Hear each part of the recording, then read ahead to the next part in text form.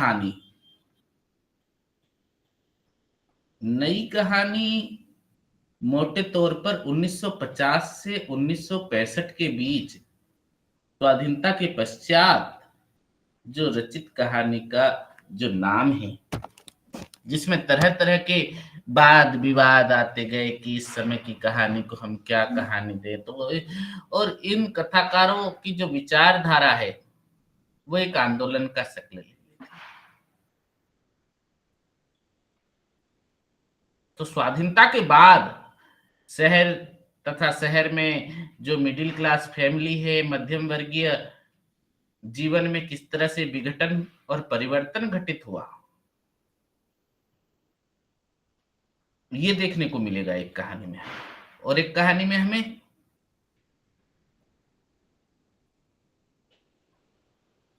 परिवर्तन की वजह से इस दौर की जो कहानियां हैं उसका आधार बदला, रचना विधान बदला। तो नई कहानी के विवेचन में अगर हम देखें तो मध्यम वर्गीय शहरी संवेदना को केंद्र कर कर कई कहानियां लिखी गई थी। अगर फणीश्वर नाथ रेणु जी के बारे में अगर बताया जाए तो रेणु जी ग्राम संवेदना के प्रतिनिधि रचनाकार है। वैसे तो रेणु जी को आंचलिक कथाकार के रूप में प्रसिद्धि मिली है।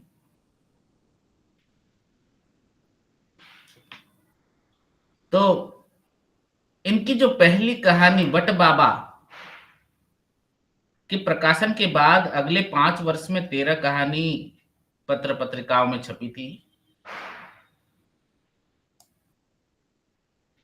परंतु 1969 में जब ये कहानी कुछ प्रकाशित हुई तो तब आते हैं अमरकांत लोगों की नजर में। तो नई कहानी आंदोलन में ग्राम संवेदना और आंचलिकता को अगर हम देखने को पाती हैं तो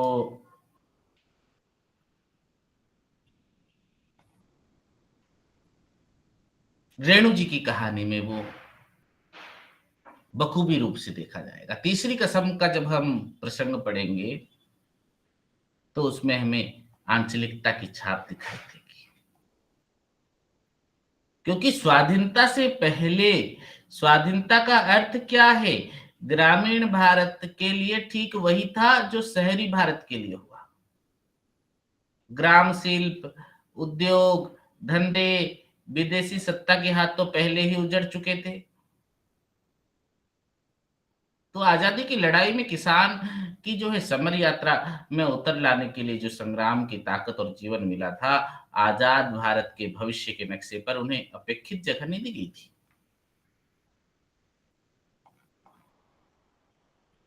तो इस दौर की कहानियों में आंचलिकता एक महत्वपूर्ण उद्भव है। आंचलिकता वस्तु सामग्री भी है और शिल्प कौशल भी है।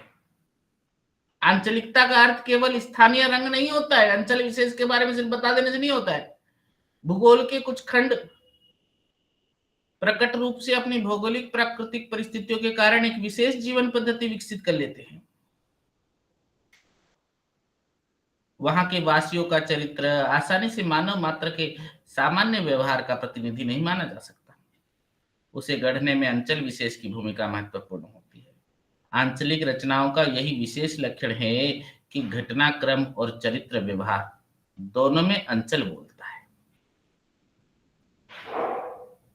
सीमांत प्रदेश, समुद्री तट, नदी तट, पहाड़, जंगल कुछ ऐसे भूखंड हैं जहां के वासियों में चरित्र और जीवन पद्धति के निर्माण में उनके अंचल का हाथ होता है। तो ऐसी आंचलिक रचनाओं में आंचलिकता को वस्तु सामग्री की जगह प्राप्त होती है।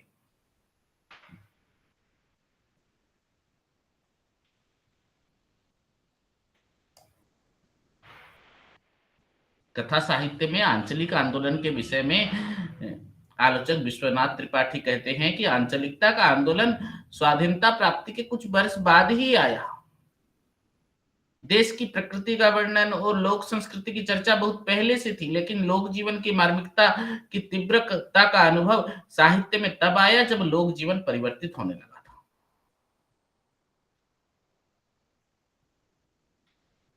तो फणीश्वर नाथ रेणु की कहानी में और नई कहानी में अगर हम देखते हैं अंतर, तो फणीश्वर नाथ रेणु का जब अगर हम जन्म देखते हैं 4 मार्च 1921 को पूर्णिया जिले में हुआ था, बिहार के ओराही हिंगना में हुआ था। भारत छोड़ आंदोलन में ये सक्रिय भूमिका इन्होंने निभाई थी। अन्याय उत्पीड़न उनके लिए असहनीय था,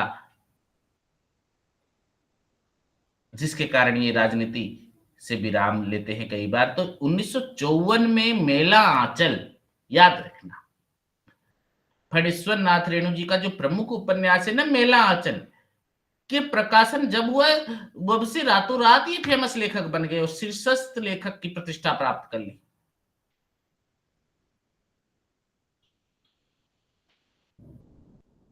अगर आयु की दृष्टि से देखें तो रचना काल की दृष्टि से रेणु और प्रेमचंद, रेणु को एक और प्रेमचंद के बाद की पीढ़ी का माना जाता है, तो वहीं जैनेन्द्र, अज्ञेय, यशपाल दूसरी और नई कहानी आंदोलन की जन्मदात्री है।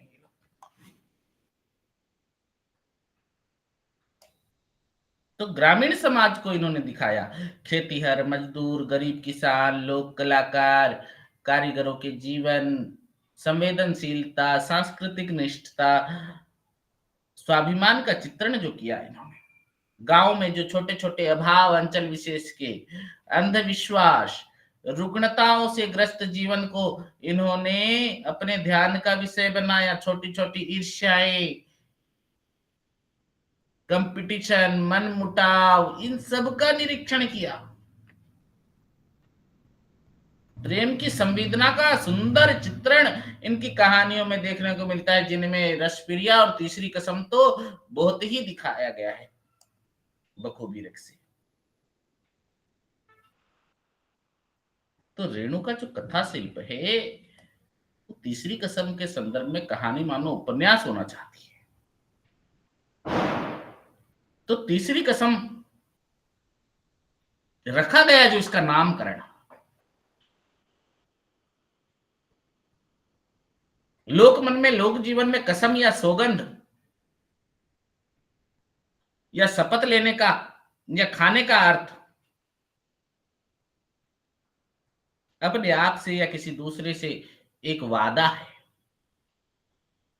वादा जिसे अपने आचरण में उतारकर प्राणपण से निभाया जाता है। वादे को कसम खाने का अर्थ क्या है?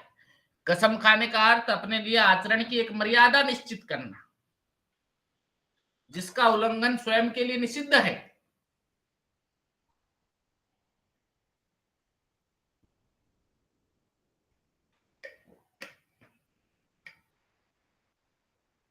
तो कसम खाकर कुछ कहने का अर्थ है सच बोलने का प्रमाण। कसम तोड़ना या झूठी कसम खाना पाप के बराबर है।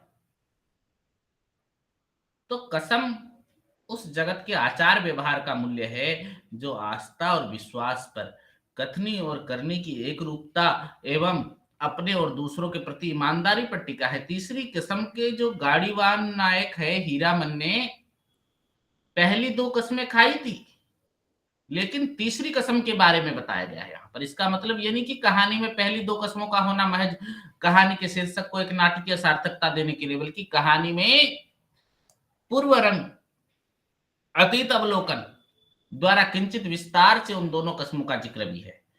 एक तो कथात्मक औचित्य, कहानी में उनका जिक्र हीरामन के जीवन के विशेष क्षणों को एक सूत्र में पिरोता है और उसके चरित्र और आचरण की कुंजी देकर उसकी जीवन पद्धति को सामान्य प्रवाह धारा में डालता है।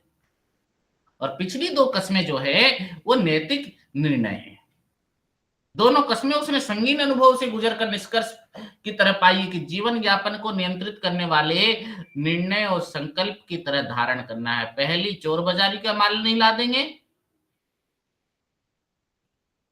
दूसरी बांस लादने के लिए हीरामन की गाड़ी नहीं मिलेगी। चोर बाजार की लदनी पर पुलिस का छापा पड़ा था और वो अपनी सगड़ गाड़ी वहीं छोड़कर जैसे तैसे दोनों बैल को प्राण बचाकर भागा था। रात भर दम साध कर दौड़ते हुए घर पहुंचकर 2 दिन तक बेसुध पड़ा रहा था। उसके बाद बरसों तक उसने आधेदारी पर बैलों को जोता, आधा भाड़ा गाड़ी वाले का, आधा बैल वाले का। तो गाड़ी वानी मुफ्त, इतने में बैलों का पेट ही नहीं भरता। तंगी और तकलीफ के बरसों बाद पिछले साल ही उसने नई गाड़ी बनवाई है, और इसकी सामर्थ्य जुटाने के लिए बैलों को सर्कस कंपनी की बाग गाड़ी में जोतने का पराक्रम किया है। बांस की लदनी के बारे में जो कसम खाई वो बात यह है कि गाड़ी के 4 हाथ आगे बांस का अगवा निकला रहता है और पीछे से 4 हाथ पिछुआ। काबू में बाहर रहती है गाड़ी हमेशा। बेकाबू लदनी, इस विवरण को रेखांकित करने लायक बात यह बेकाबू लदनी के कारण गाड़ी का काबू से बाहर रहना है। बांस न लादने का सबक भी उसने घोड़ा गाड़ी की छतरी में बांस का अगुआ फंस जाने से, घोड़ा गाड़ी से तड़ातड़ चाबुक और गाली खाकर, यानी फिर एक संगीन अनुभव से गुजर कर सीखा है। जीवन की गाड़ी खींचते समय ये दोनों कस्में यानी संकल्प उसके लिए नैतिक निर्णय का दर्जा रखते हैं। एक तो चोरी का माल नहीं ढोऊंगा, दूसरा बांस नहीं लादूंगा। चोरी चकारी के माल से तो तौबा और बेकाबी गाड़ी असंतुलन से परहेज। लेकिन कौशल ने हीरामन के ये दोनों निर्णय हीरामन की अपनी भाषा से संपन्न होते हैं, और गाड़ी वन हीरामन का जो शब्द है उसके बैल की गाड़ी है। हीरामन की पहली 2 कस्में कथानक का एक कारण द्वारा सार्थकता पूर्ण पिरोई गई है, लेकिन पृष्ठभूमि की तरह रखी गई है। कहानी तीसरी कसम के बारे में ही है, कंपनी और कंपनी की औरत। कहानी का ताना बाना ऐसा ही है। तीसरी कसम के शीर्षक और कथा वस्तु की पृष्ठभूमि ये दोनों कस्में हैं। तीसरी कसम ही शीर्षक है, कथा वस्तु की पृष्ठभूमि वो दोनों कस्में हैं, और मानो एक बार फिर एक संगीन किस्म के अनुभव में अपना कायाकल्प करके एक नए सबक में एक नई कसम में ढलने वाली है। एक तरह से हीरामन एक अकेली जनानी सवारी हीराबाई के रूप में चोरी चकारी का माल और बांस की लदनी दोनों की ढुलाई कर रहा है। गाड़ी में बिठाने के पहले काली ओढ़नी में लिपटी हुई हीराबाई को देखकर उसके मन में खटका था। उसने पूछा भी था, क्यों भैया, कोई चोरी चकारी का माल वाल तो नहीं? कहानी में स्वाभाविकता की नजर से पहली कसम की चीज तो नहीं, लेकिन हीराबाई प्रसंग के भाईदार को कोई जवाब नहीं देता। हाथ के इशारे से गाड़ी हाकने को कहकर रहस्यमय ढंग से अंधेरे में गायब हो जाता है। लगातार 7 साल तक मेलों की लदनी लादने वाला हीरावन नहीं जानता था कि हीराबाई मथुरा मोहन नौटंकी कंपनी में लैला की भूमिका निभाने वाली अभिनेत्री है, और एक मेला उठने के ठीक 15 दिन पहले रातों रात चोरी छिपे निकलकर दूसरे मेले में जो है रातों रात नौटंकी कंपनी में शामिल होने जा रही है हीराबाई। हाँ, तो ये भी तो चोरी हुई ना।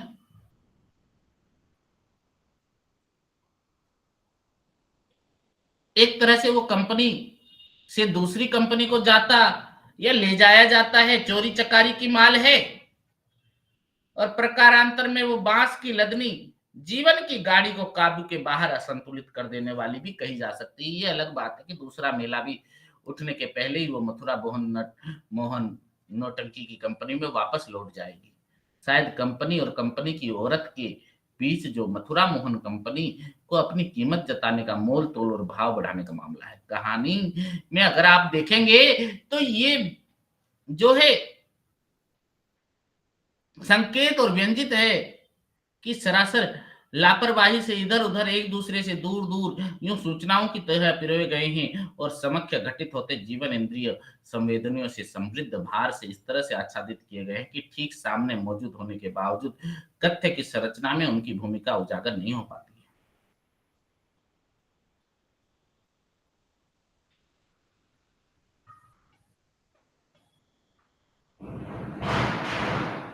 दो प्रतियोगी कंपनियों, एक कलाकार और एक संभवतः उसका एजेंट, जो पीर बावर्ची बिस्ती खर के अंदाज में नौकर की तरह बक्सा ढुलाई से लेकर उसे रोता कंपनी पहुंचाने और अंत में रेल पर चढ़ाते समय कोट पतलूनधारी मालिकों की तरह हुक्म देने वाले बाबू साहब तक का काम करता है। इनके बीच फैले जो है ताने बाने हीरामन के कदम बिल्कुल अनजान अनायास जान पड़ते हैं।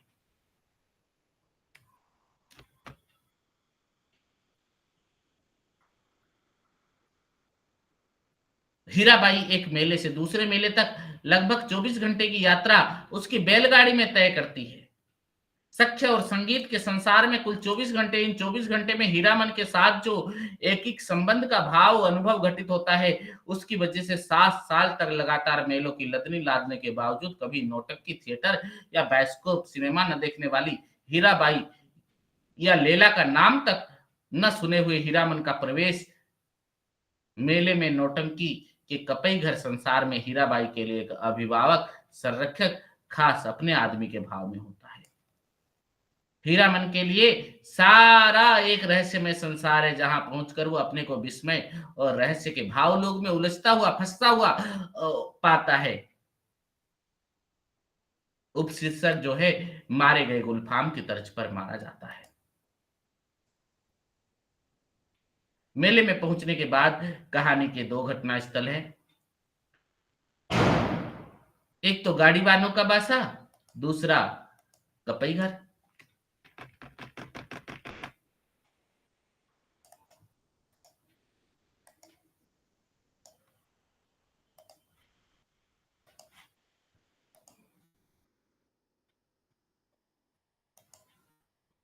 तो एक तो नौटंकी का मंच है, दोनों एक दूसरे से अलग संसार है।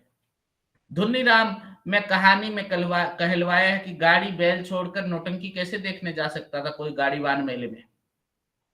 लेकिन फिर भी हीराबाई के आकर्षण की डोर से खींचे हुए गाड़ीवान का प्रवेश, हीराबाई के दिलवाए हुए और हीरामन के सौजन्य से मिले हुए पास की प्रतिष्ठा और उसकी वजह से अपनी विशिष्टता का प्रदर्शन गाड़ीवान लोग बार बार तरह तरह से जताते हैं। उसी अनुकंपा के लिए कृतज्ञता से वे हीरामन की अगुवाई में हीरामन के सम्मान की रक्षा के लिए लटपट बोलने वालों के साथ साथ मारपीट भी करते हैं। तो इस घटना में जो खबरनुमा अफवाह उड़ती है ना, वो अफवाह ये है, लेकिन व्यवसाय जगत में आपसी प्रतियोगिता में गला काट पक्ष की ओर इशारा भी करती है। मामला थामते हुए संभालते हुए मैनेजर दरोगा से कहता है, हीराबाई के आदमी है, बेचारी के जान खतरे में है। और दूसरे मेले भर में ये बात फैल गई कि मथुरा मोहन कंपनी से भाग कर आई हीराबाई, इसीलिए इस बार मथुरा मोहन कंपनी नहीं आई कि उसके गुंडे आए हैं। हीराबाई भी कम नहीं है, बड़ी खिलाड़ औरत है, 13-13 लठेत पाल रही है, वो मेरी जान भी कहे तो कोई मजाल है। तो इस तरह से जो तीसरी कसम, एक प्रेम कथा के अतिरिक्त यहाँ पर क्या है? संभावना यह है कि तीसरी कसम जो कहानी में बताया गया है, उसे पढ़े बिना ही आप पढ़ा हुआ सा महसूस करते हैं, क्योंकि इस कहानी पर आधारित फिल्म भी अगर आप देखेंगे या सुना भी होगा इसके बारे में, लेकिन फिर भी आप कहानी को एक बार जरूर पढ़ना। तीसरी कसम की कहानी को फिल्म की कहानी बनाते हुए माध्यम से जो है जरूरत के हिसाब से विकसित और परिवर्तित या संबोधित किया गया है, संशोधित किया है। तो फिल्म के प्रभाव से या स्त्री पुरुष के संबद्ध कथा योग्य विषय वस्तु में प्रेम को अनिवार्य मौजूद देखने के पाठकीय अभ्यास के कारण तीसरी कसम का पाठ एक प्रेम कहानी के तौर पर होता आया है।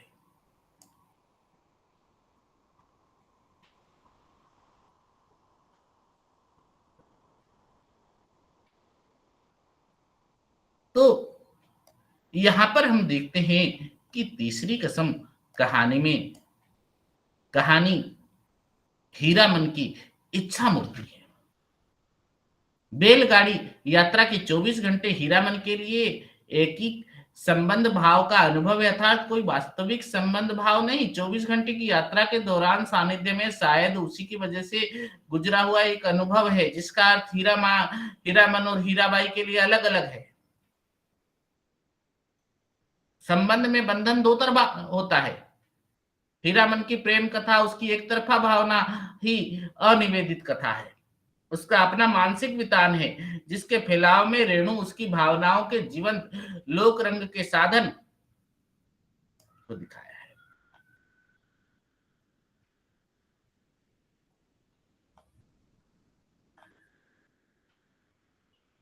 क्यों? क्योंकि स्त्री के संपर्क में अछूते 40 वर्ष कि हीरामन के लिए 24 घंटे की यात्रा एक अद्भुत अपूर्व स्वप्न की दुनिया है, जिसके दौरान सिहरन कंपन के कगार पर टिकी हुई उसकी अतिशय जागृत संवेदनाएं प्रतिक्षण उसके भीतर अपनी ही अपरिचित अनुभूतियों का रहस्य लोक खोलती रहती है। इस अजूबा अनुभव को वो उसी रहस्यमयी भाषा में महसूस करता रहता है। कभी ये आशंका थी कि कहीं डाकिनी पिशाचिनी तो नहीं, कभी यह विस्मय कि औरत है या चंपा का फूल, या फिर ये अचंबा, अरे बाप रे ये तो परी है। सब कुछ रहस्यमय अजगत लगता है। उसका मन पल पल में बदल रहा है। कभी उसको लगता है उसकी गाड़ी में देवकुल की औरत सवार है, कभी हीरामन ने देखा कि भगवती मैया भोग लगा रही है। इस अचंभे में एक संभ्रम में जो एक फासला है, स्वयं हीरा बाई ही परिचय के लेन देन में इस फासले को पार कराने का हौसला देती है। भैया कहकर नाम पूछती है और नाम जानने के बाद मिता कहकर पुकारने लग का फैसला सुनाती है। हम नाम दोस्त की मिता कहने का चलन है। हीराबाई और हीरामन मिता। अगले 24 घंटों में ये फासला क्रमशः बंधुता, मैत्री और किस्से कहानी, गीत संगीत की साझेदारी से भर दिया गया। पूरी यात्रा का विस्तृत विवरण हीरामन को जो लगा और हीरामन ने जो देखा उसके बारीक ब्यौरा को रचा गया। सिर्फ एक छोटे से हिस्से में ये जिक्र है कि हीरामाई ने परख लिया हीरामन सचमुच हीरा है। परख लिया, उसके जैसे निश्चल आदमी बहुत कम दिखते हैं। निश्चलता के ब्यौरे की तरफ उसकी हंसी का चित्र खींचा गया। परख के साथ दिए गए ब्यौरे बताते हुए है कि अपनी गाड़ी और अपने बेलों के सिवा दुनिया की किसी और बात में विशेष दिलचस्पी नहीं लेता है। बचपन में ही गोने के पहले दुल्हन के मर जाने के बाद से अविवाहित और 5-7 साल की कुंवारी ब्याहने की अपेक्षा अविवाहित रहना ही उसे बेहतर लगता है। इसके अलावा ब्याह करके गाड़ी वानी क्या करेगा कोई? सब कुछ चाहे छूट जाए, गाड़ी वानी नहीं छोड़ सकता हीरामन।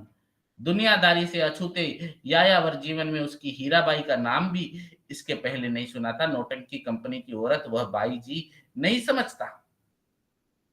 अपनी तरह से होशियार भी और सतर्क भी, जो रास्ता चलते अन्य गाड़ी वालों को गंतव्य के नाम पर अलग अलग गांव बताकर चकमा देता है। हीराबाई जो है सबकी नजर हीराबाई को सबकी नजर से बचाता निकालता ले जाता है और अपनी चतुराई पर खुद हंसता है।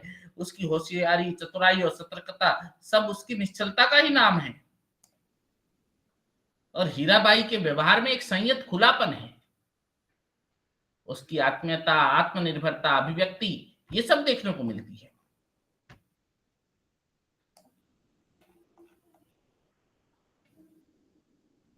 तो हीरामन और हीराबाई के संबंध की कुछ अर्थ छाए हैं।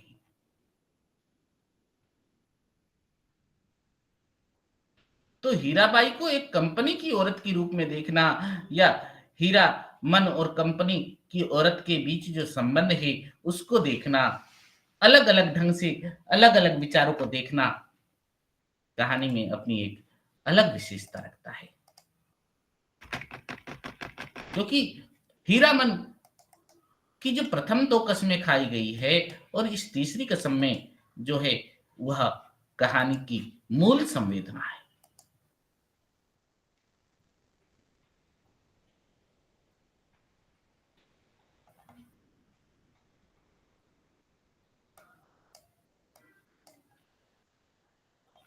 तो अगर हम देखते हैं नई कहानी के आंदोलन में, ये तीसरी कसम कहानी की अगर चर्चा करते हैं, स्वाधीनता के उपरांत भारत की अर्थव्यवस्था का जो मॉडल औद्योगिकीकरण के आधार को बनाया गया, कृषि प्रधान देश किस तरह से झटके में बदल गया, शहरी संवेदना की कहानी का संबंध औद्योगिकरण के रास्ते पर जाते हुए देश के महानगरीय जीवन पद्धति का आगमन का दिखाया गया है।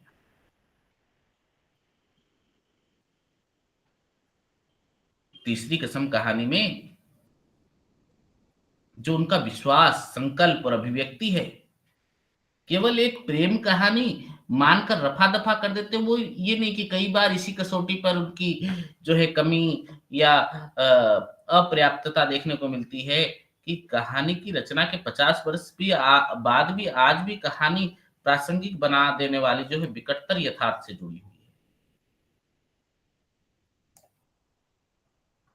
तो कहानी में तीसरी कसम के बारे में जो दिखाया गया है कि आज जो है अभिव्यक्ति अर्थात आज के कारपोरेट व्यवसाय के भूमंडलीय संसार में सैकड़ों गुना जो है आज घातक हो चुका है। खिलाड़ियों के दावों और चालों के बीच उन निरीह निश्चिल लोगों को ही कीमत चुकानी पड़ती है।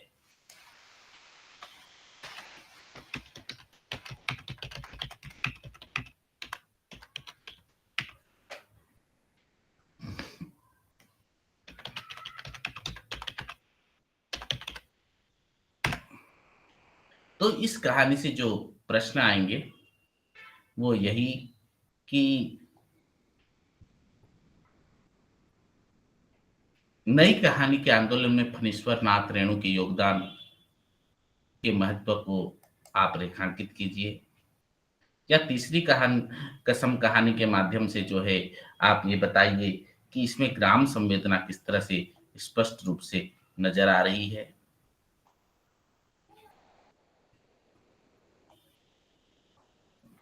तो तीसरी कसम कहानी की अगर मैं छोटी सी स्टोरी बता दूं तो वो यही है कि तीसरी कसम कहानी में प्रेम की एक गहरी पीड़ा है और सामाजिक परिवेश भी बड़ी जीवंतता से सुगमता से उसके इर्द गिर्द बना हुआ है। इस कहानी का प्रमुख पात्र जो है हीरामन, बैलगाड़ी वाला भोला भाला बिहारी युवक, पहले वह नेपाल में तस्करी का सामान ढोकर भारत में लाता था। एक बार सेठ के कपड़े की गांठ पकड़ी गई तो उसने रात के अंधेरे में अपने बैलों के साथ भागकर जान बचाई। तब उसने पहली कसम खाई थी वह कभी तस्करी का माल नहीं ढोएगा, चोरी का माल नहीं ढोएगा। इसके बाद हीरामन जानवरों की ढुलाई करने लगा। वह बांस भी ढोता था जिसमें उसे बड़ी परेशानी होती। तो एक दिन वो अपनी गाड़ी में बांस लाद कर ले जा रहा था कि बांस का कुछ हिस्सा आगे और कुछ पीछे की ओर निकला था। तो हीरामन की बैलगाड़ी एक बग्गी से टकरा गई। बग्गी की छतरी टूट जाने पर बग्गी हाँकने वाले ने हीरामन को कोड़े से मारा। उस समय हीरामन ने दूसरी कसम खाई कि वो कभी भी अपनी गाड़ी में बांस नहीं ढोएगा। इसके बाद की घटना फरबिसगंज की नौटंकी में नाचने वाली हीराबाई और उसकी गाड़ी में सवार हुई एक अपरिचित संबंध उसके साथ जुड़ गया। इस बार उसने तीसरी कसम खाई कि भाड़ा चाहे कितना भी मिले ऐसी लदनी नहीं ला दूंगा। यानी ये कहानी गाड़ीवान हीरामन और नर्तकी हीराबाई के सरल, स्निग्ध और सहज संबंधों की है। फरबिसगंज में मेला लगता है और हीरामन कई बार फरबिसगंज आया है, परंतु हीराबाई के कारण राह चलते हुए हीरामन ने किसी दूसरे गाड़ीवान को गलत बता दिया और वो छत्तापुर पचीरा जा पहुंचा। दूसरी बार दूसरे गाड़ीवानों ने कह दिया कि कुड़मा गांव जा रहा है। हीराबाई हैरान होकर कह उठी कि छतरापुर पचीरा कहाँ है, जिस पर हंसते हंसते हीरामन के पेट में बल पड़ गए। हीरामन के तगच्छिया के पास पहुंचने पर पर्दे वाली गाड़ी के देखकर बच्चे तालियां बजाकर गा उठे, लाली लाली डोलियों में लाली रे दुल्हनिया। तो हीरामन भी सपनों में दुल्हन को लेकर लौटा है कई बार। इस बार तगच्छिया गांव की ही नहीं किसी दूसरे गांव की स्मृति भी उसके नस नस में समा रही है।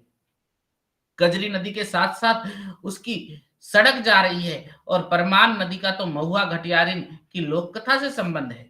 तो हीराबाई को कथा सुनाने की रुचि को पूरा करने के लिए हीरामन की लीक छोड़कर ननकपुर के रास्ते पर जाना पड़ता है। तो कहानी के अंत में हीराबाई जब हीरामन से विदा लेती है तब हीरामन को बहुत दुख होता है क्योंकि वह उससे अत्यधिक प्रेम करने लगता है।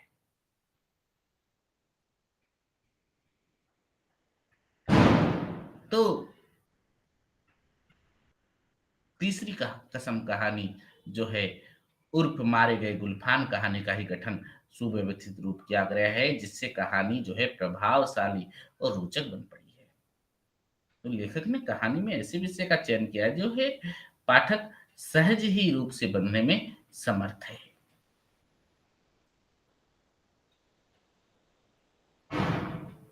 तो हम अगली कहानी की ओर चलते हैं क्योंकि ये नई कहानी में तीसरी कहानी की हमने चर्चा कर ली। अब डिप्टी कलेक्टर की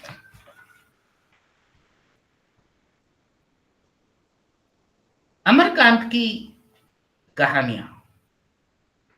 अमरकांत को अगर देखा जाए तो नई कहानी के दौर में इन्हें बहुत ही ख्याति मिली।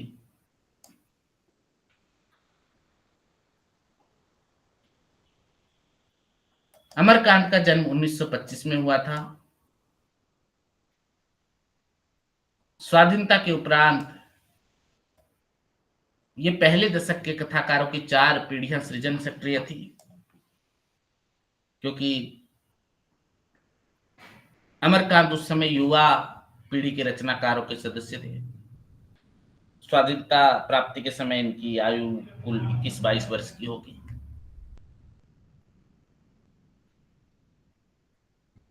तो डिप्टी कलेक्ट्री कहानी में हम देखते हैं कि अमरकांत की ये कहानियां निम्न मध्यम वर्गीय आर्थिक स्थितियों में बेकार, बेरोजगार जीवन की जो है मनहूसियत, पारिवारिक तिरस्कार, व्यक्तिगत निरर्थकता का आत्महंता बोध, स्वाधीनता के सपने से मोह भंग, समय सजगता और सामाजिक प्रतिबद्धता और आलोचनात्मक दृष्टिकोण को यहाँ पर दिखाता है। अमरकांत की जो पहली कहानी है जिंदगी और जोग, जब 1958 में प्रकाशित होती है, और ये उनकी रचनात्मक प्रतिभा का सर्वश्रेष्ठ दर्शन देखने को मिलता है, क्योंकि जिंदगी और जोग में जो एक कहानी छपी थी ना, दोपहर का भोजन और डिप्टी कलेक्ट्री, ये दोनों कहानियां क्लासिक रचना है। जिंदगी और जोग के साथ साथ इनके और भी कहानी संग्रह है, देश के लोग, मौत का नगर, कुहासा। तो कहानियों के अतिरिक्त उन्होंने सूखा पत्ता, काले उजले दिन, सुखजीवी, बीच की दीवार और आकाश पक्षी जैसे उपन्यास भी लिखे हैं। सूखा पत्ता, काले उजले दिन, सुखजीवी, बीच की दीवार और आकाश पक्षी।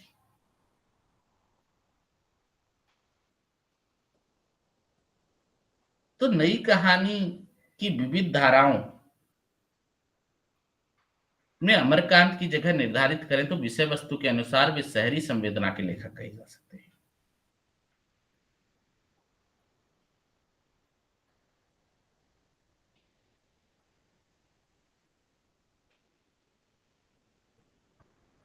तो शहरी संवेदना,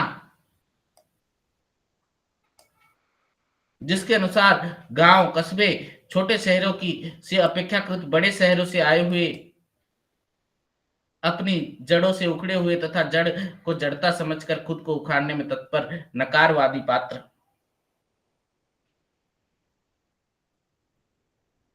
परिवार और बिरादरी से टूटे और छूटे हुए अकेले अवसादग्रस्त गैर जिम्मेदार पात्र, कई तरह के पात्र जो है अमरकांत अपनी कहानियों में दिखाते हैं। मध्यम वर्गीय जीवन के उस पक्ष को दिखाने की ज्यादा कोशिश करते हैं जहां पर नौकरशाही, सामाजिक रूप से प्रतिष्ठित, उन लोगों को बेदखल करते दिखाया गया है। अमरकांत ने अपनी कहानी की सामग्री निम्न वर्ग के दैनिक जीवन के अनुभवों से ली है।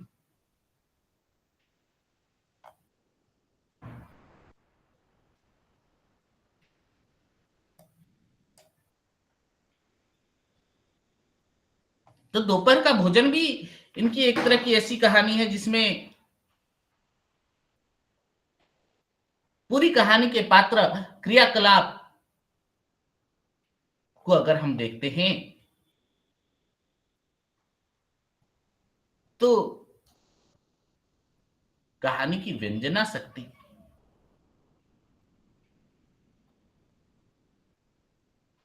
पकड़ने के लिए आपको ध्यान से पढ़ने की जरूरत होगी। कहानी एक विपन्न, एक असहाय परिवार, निम्न लोअर मिडिल क्लास फैमिली में दोपहर के 1-1.5 घंटे की अवधि का जो चित्र है, कहानी का ज्यादा वातावरण नहीं दिखाया गया।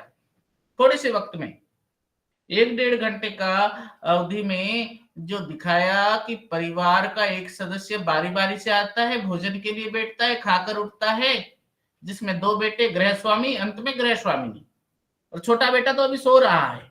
उसका भोजन रख दिया गया है। शुरू में तो आखिर तक केवल गृह स्वामिनी है जो लगातार उपस्थित है, वही कहानी की धुरी और कहानी का चित्रित परिवार भी वही है, उसी की मन स्थिति की पूरी कहानी एक सूत्र में पुरोए हुए है। तो हर सदस्य के भोजन के लिए बैठते समय कहानी एक आध शब्दों के हेर फेर के साथ कहानी वही मीनू दोहराती है। कुल 2 रोटियां, भर कटोरा पनियाई दाल, चने की तली तरकारी। ये सूची मानो बार बार दोपहर का भोजन शीर्षक में प्रयुक्त भोजन को व्यंग से करुण बना रही है।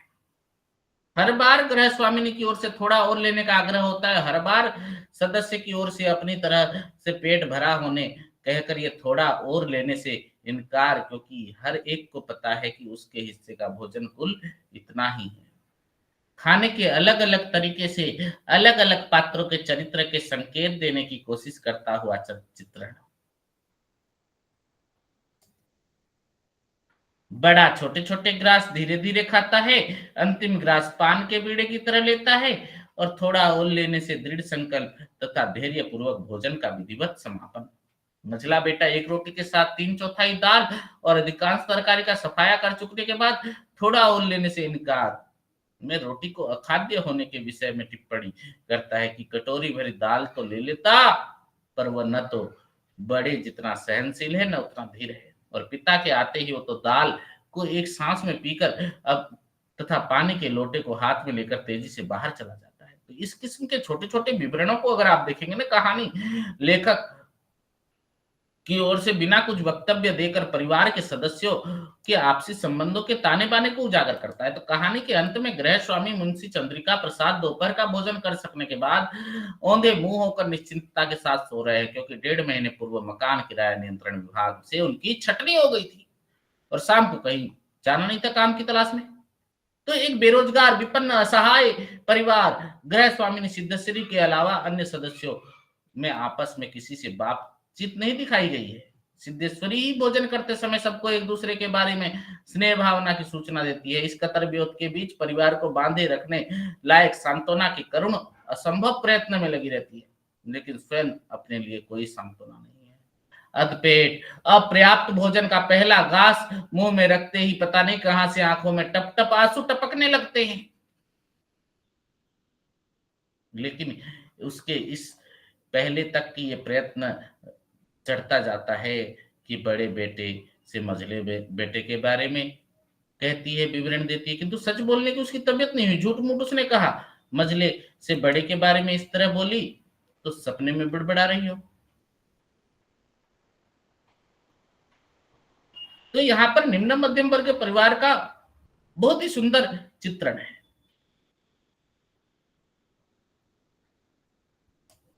तो तीसरी किस्म कहानी और एक कहानी जो इनकी है डिप्टी कलेक्ट्री में, उसका विश्लेषण करते हैं। सुनो, डिप्टी कलेक्ट्री भी दोपहर के भोजन के समान ही एक विपन्न निम्न मध्यम वर्गीय परिवार की कहानी है।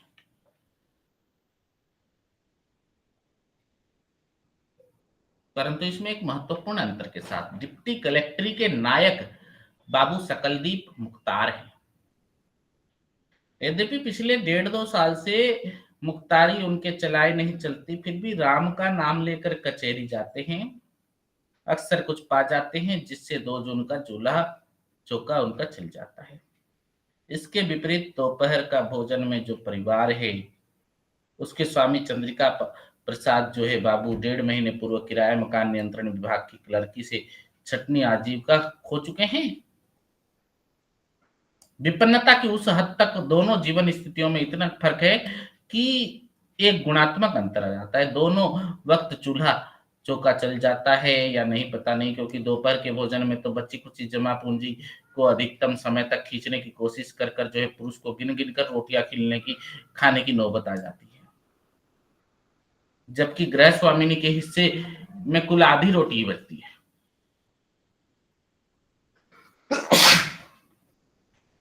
तो भय, आशंका और आतंक उसकी स्थायी मन स्थिति बन चुकी है। बड़े बेटे से डरते डरते वो पूछती है कि वहां कुछ क्या हुआ, और बड़े बेटे ने एक रूखा नियतिवादी जवाब, समय आने पर सब ठीक हो जाएगा रे माँ, ये पाकर चुप हो जाती है। तो भविष्य के नाम पर स्वयं वह एक अंधकारमय शून्य का सामना करता हुआ परिवार है, जबकि डिप्टी कलेक्टर के सकलदीप बाबू के बड़े बेटे की डिप्टी कलेक्टरी की परीक्षा का फॉर्म भरवाकर भविष्य में निवेश का निर्णय करते हैं। आशा है, प्रतीक्षा है, सत्य होने को तत्पर सा प्रतीत होता है और सपना है, अंत में उसका ध्वंस भी है। तो डिप्टी कलेक्टरी में जनतंत्र का वादा पृष्ठभूमि और शीर्षक का जो संकेत है कि आजकल जो प्रशासनिक सेवाओं की जो प्रतियोगी परीक्षाएं हो रही हैं, प्रतियोगिताएं आज भी जीवन में प्रवेश करते हुए अधिकांश युवा जो है छात्रों के लिए खुलजा सिमसिम जैसा जादुई भविष्य जा रहे हैं। किसके हिस्से में क्या है पता नहीं, नौकरी। और यद्यपि आज अति परिचय के कारण कहानी का शीर्षक अगर देखें तो स्वाधीन भारत में उस समय कोई ऐसा संकेत नहीं रह गया था जैसे कहानी की रचना के समय 50-55 वर्ष पहले रहा होगा।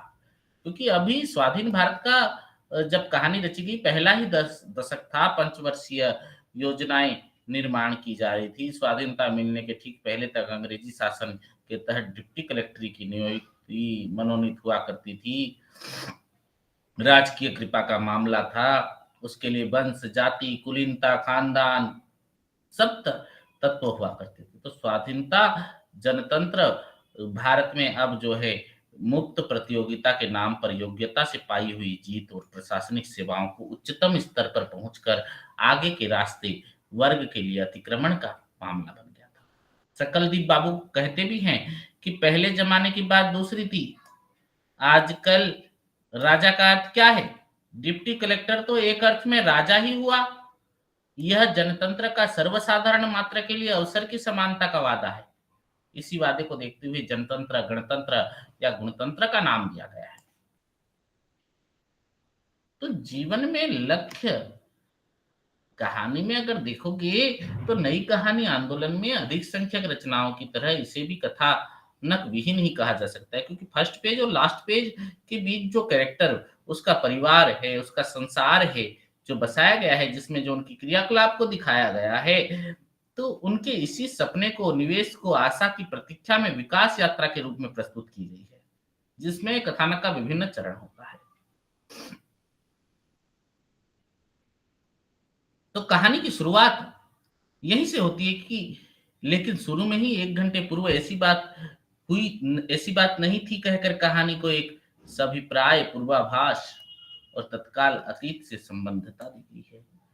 घंटा भर पहले पति पत्नी के बीच खासी तेजी, कहा सुनी के बाद सकलदीप बाबू घर के बाहर चले गए और घंटा भर बाद लौटे।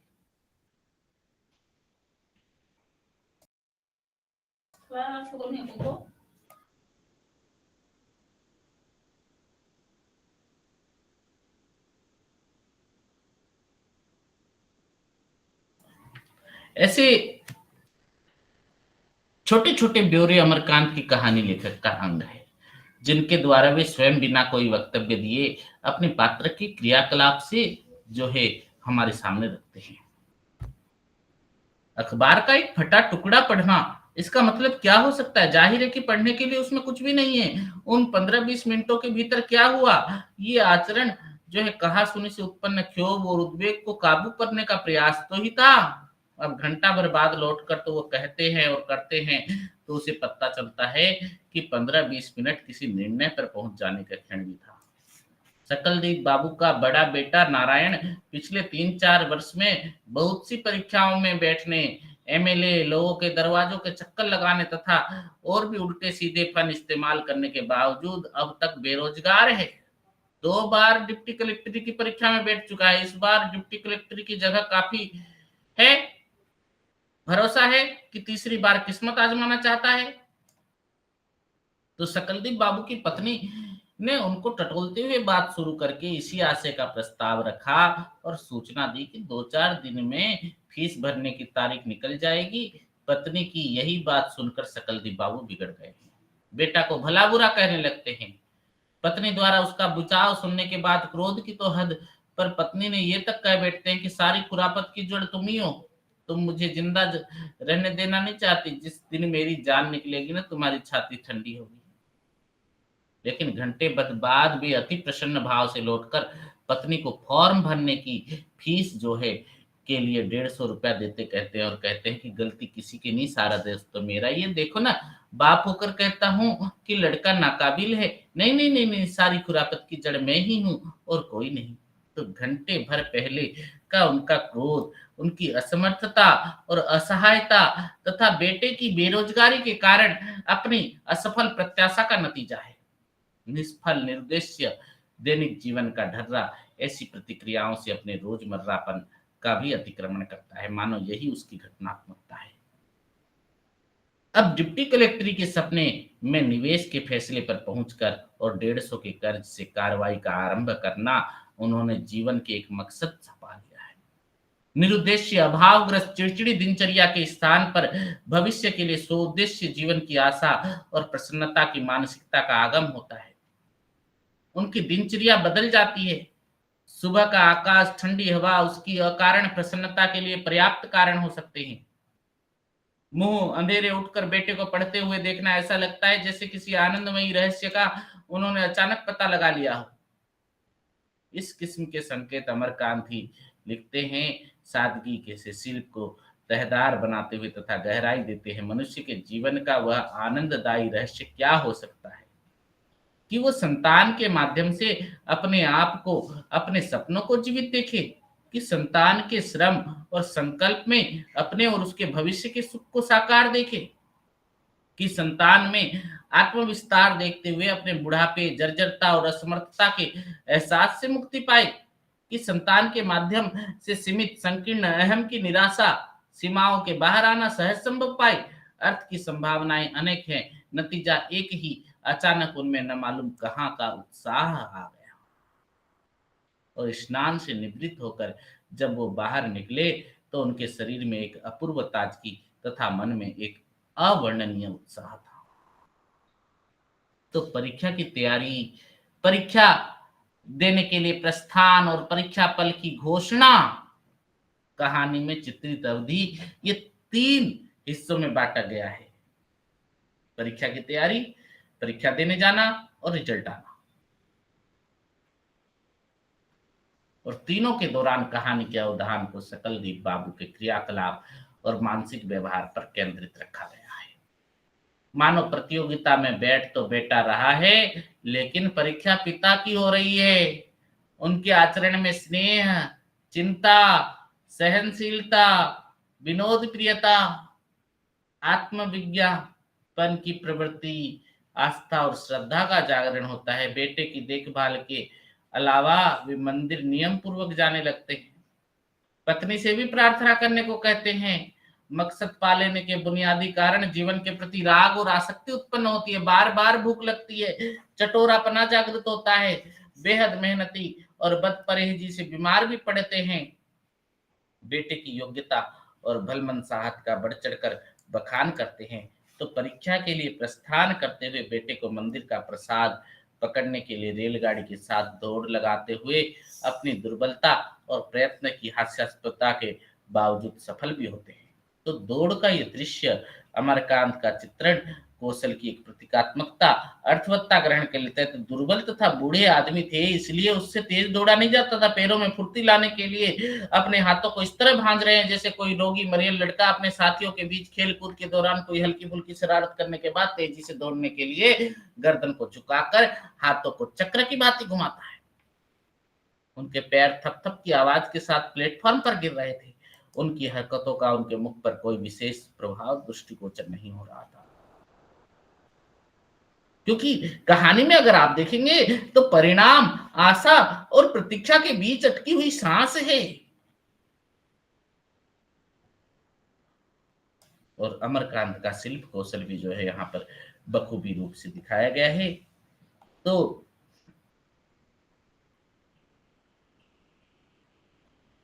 इस कहानी से संबंधित अगर कुछ प्रश्न आता है तो वो यही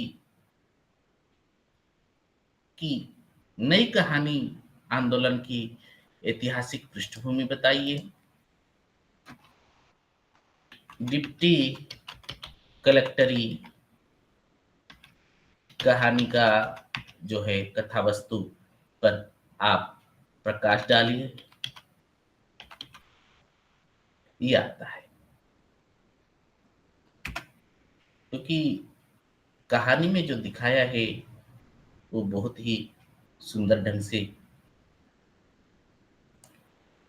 लेखक ने इसकी समीक्षा की है। अगर आप देखना चाहे तो इस कहानी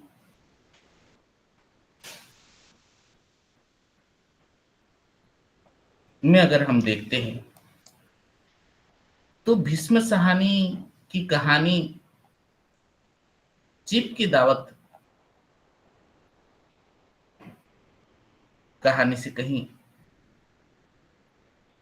मिली जुली है। क्योंकि भीष्म कहानी की चीप की दावत में सामनाथ बाबू भी युवा पीढ़ी के हैं और वो सिर्फ नौकरी में प्रमोशन करने के लिए अपनी बुढ़िया माँ और माँ जैसी ही लोक परंपरा का घटिया इस्तेमाल दिखाई देते हैं। और यहाँ सकलदीप बाबू अपने बेटे का इस्तेमाल करते हैं। नारायण नाम का ये युवा पूरी कहानी में अपनी तरह से एक शब्द भी नहीं बोलता है और न ही वो कहीं सामने ही आता है। उसके बारे में हर जानकारी उसके माँ बाप की बातों की हरकतों से मिलती है। क्योंकि बेरोजगारी में वो बाप की गालियां सुनता है, परीक्षा की तैयारी करता है और असफल होकर सो जाता है। इस तरह की घटनाएं इस ओर इशारा करते हैं उसका चित्रण पिता की इच्छा पूर्ति के साधन के रूप में हुआ है। अपने अतीत के हाथों भविष्य के दुरुपयोग का ये चित्रण जितना उद्घाटक है उतना भी त्रासद है। अपने बेटे को डिप्टी कलेक्टर का पद दिलाने का ये सपना जो सकलदीप बाबू ने कचहरी के मुख्तारी करते हुए देखा है, मुख्तारी के दाव पेच का इस्तेमाल घर में करने से वे कभी नहीं चूकते हैं। उनके सारे फैसले सफलता असफलता की संभावना से तय होते हैं। सफलता की उम्मीद में उन्होंने जमी आसमां एक कर दिया था। असफल होने के बाद वे कहेंगे कि सभी कुकुर नारायण इसे जानता है, इसलिए उसने इस बार जी जान लगाकर परीक्षा दिया है। और कहानी में नारायण की चुप्पी और रिजल्ट के बाद पिता की बेचैनी बावजूद आराम से सोना इस बात का सबूत है कि सपना उसका नहीं था। कोई भी आलोचक इसे नोट नहीं कर सके क्योंकि उनकी संवेदना नारायण की अपेक्षा सकलदीप बाबू के निकट अधिक थी।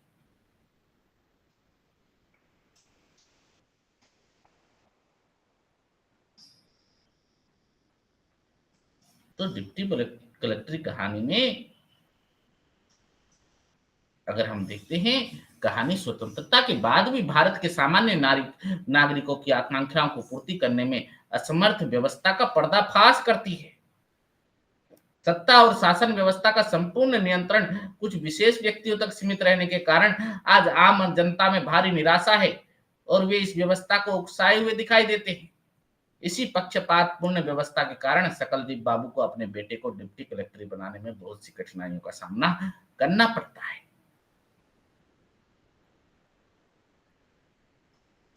और फिर उन्हें निराशा हाथ लगती है इतनी भी मेहनत करने पर। अब अगली कहानी की ओर चलते हैं हम। बदबू कहानी, शेखर जोशी की कहानी बदबू कहानी।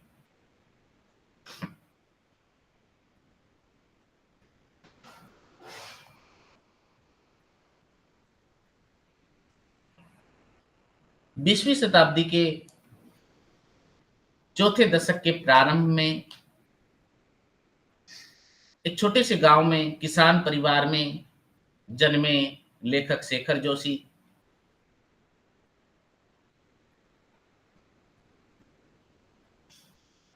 जो कहानी लिखते हैं उसमें नई कहानी आंदोलन का जो विचार है वो देखने को मिलता है।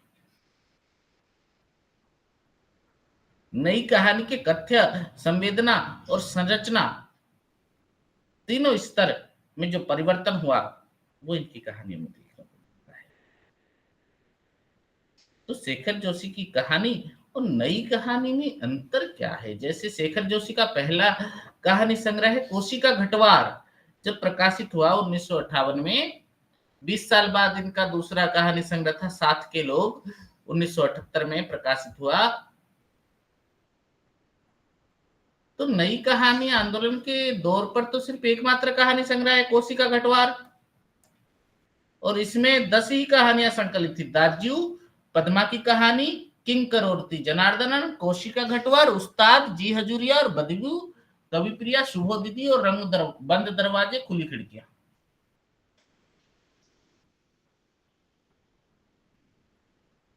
तो मजदूरों के जीवन पर आधारित इसमें 3 कहानियां थी, उस्ताद, जी हजूरिया और बदबू।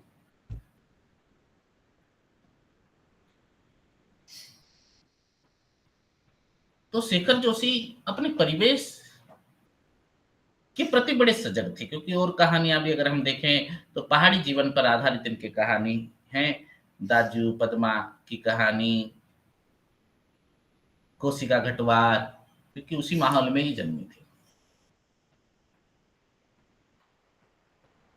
शेखर जोशी की रचना वस्तु को भोगा हुआ यथार्थ कहा जा सकता है, क्योंकि भोगा हुआ यथार्थ नई कहानी की पारिभाषिक शब्दावली रहा है।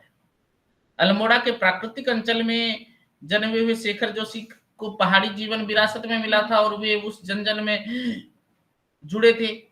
बाद में कारखाने में काम करते हुए मजदूरों से भेंट हुई तो उनके जीवन के अभिन्न अंग बन गए, और यही भेंट जो है ट्रेड यूनियन कार्यकर्ताओं से हुई थी। अपने साथी कामगारों के परिवार के साथ रहते हुए मध्यम वर्गीय परिवार की स्थितियों को उन्होंने देखा, जाना और जिया था। ये सारे संदर्भ उनकी कहानियों की कथा वस्तु बनकर आए।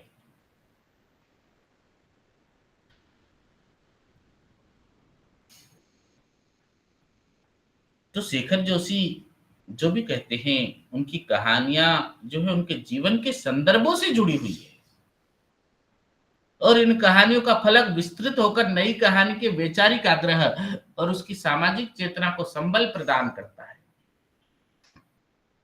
दाजू कहानी में एक भोले भाले पहाड़ी लड़के की कहानी है जो मैदान में आकर एक होटल का बेरा बन जाता है, और पद्मा की कहानी में 2 पहाड़ी परिवारों की स्पर्धा के शिकार पद्मा के माध्यम से उस ओछी और हीन मनोवृत्ति को उद्घाटित करने की कोशिश की गई है जो स्त्री को लेकर स्कैंडल बुनने में अपनी कुछ भी जो है अपनी सानी नहीं रखती। और कोशिका घटवार तो एक प्रेम कहानी है जिसमें गुसाई और लक्ष्मा के माध्यम से शेखर जोशी ने प्रतीक और बिंब के वे सारे विधान किए हैं जिनके लिए नई कहानी जानी जाती है। और बदबू, जिसकी हम चर्चा करेंगे, कारखाने में काम करने वाले नौजवान की कहानी। यहाँ बदबू महसूस न करने वाले लोग हैं तो बदबू को न भूलने वाला नौजवान भी है। तो शेखर जोशी की आंचलिक दृष्टि अगर हम देखें तो पहाड़ी जीवन में पले बढ़े, पहाड़ी जीवन से इनको लगाव तो था ही, परंतु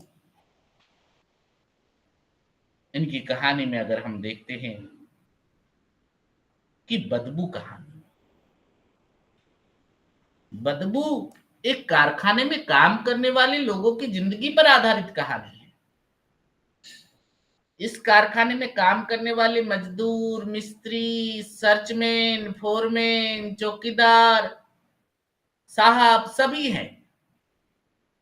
कारखाने में काम करने वाले मजदूरों की जिंदगी और उनके हास परिहास, उनके परिवारों की स्थिति, सभी का अंकन शेखर जोशी ने जो कुशलता से किया है ना, तो व्यवस्था का दमन, उसके प्रति प्रतिकार का प्रयास, प्रतिकार को कुचल देने की जो व्यवस्था या कुचक्र है, अंततः सबल व्यवस्था के प्रतिकारी के अकेले रह जाने की जो नियति कहानी के औद्योगिक जीवन पर लिखी गई अद्भुत कहानी है। बदबू जिजीविषा और संघर्ष का प्रतीक है।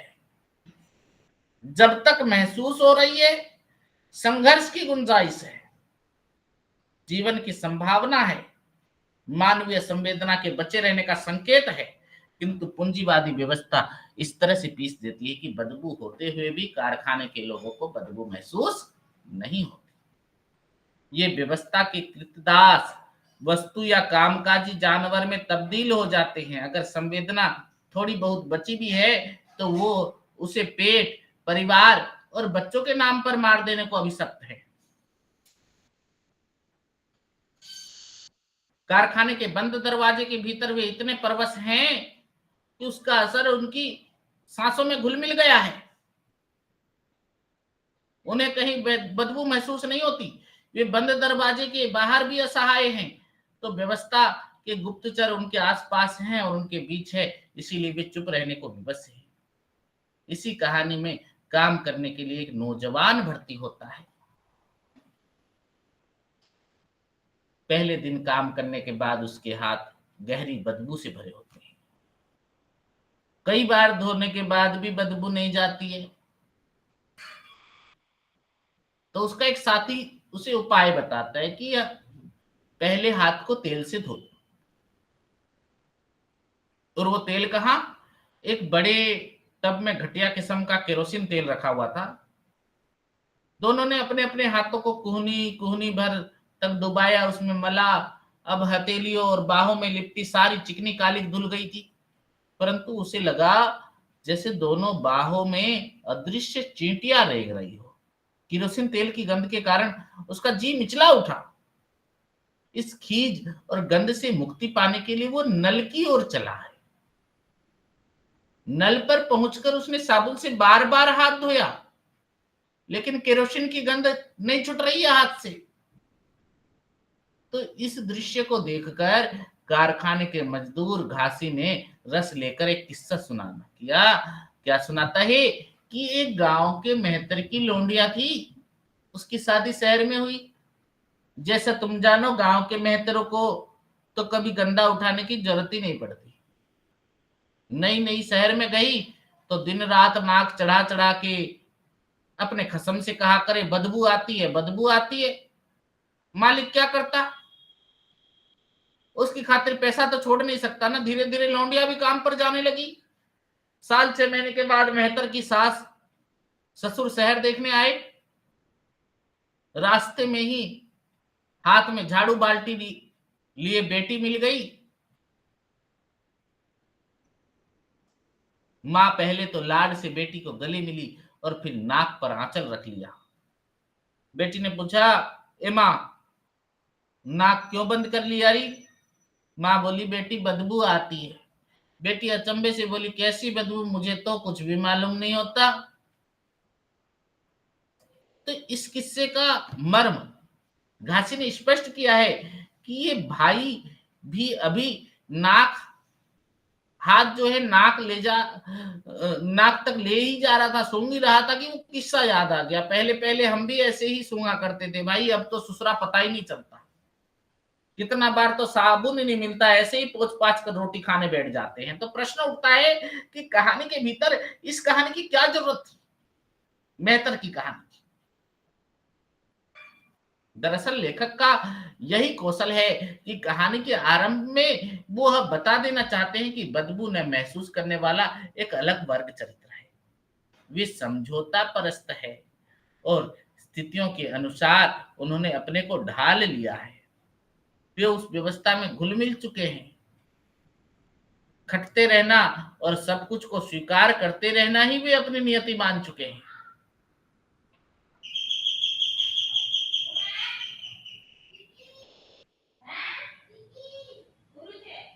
तो कारखाने के और भी कुछ तौर तरीके हैं।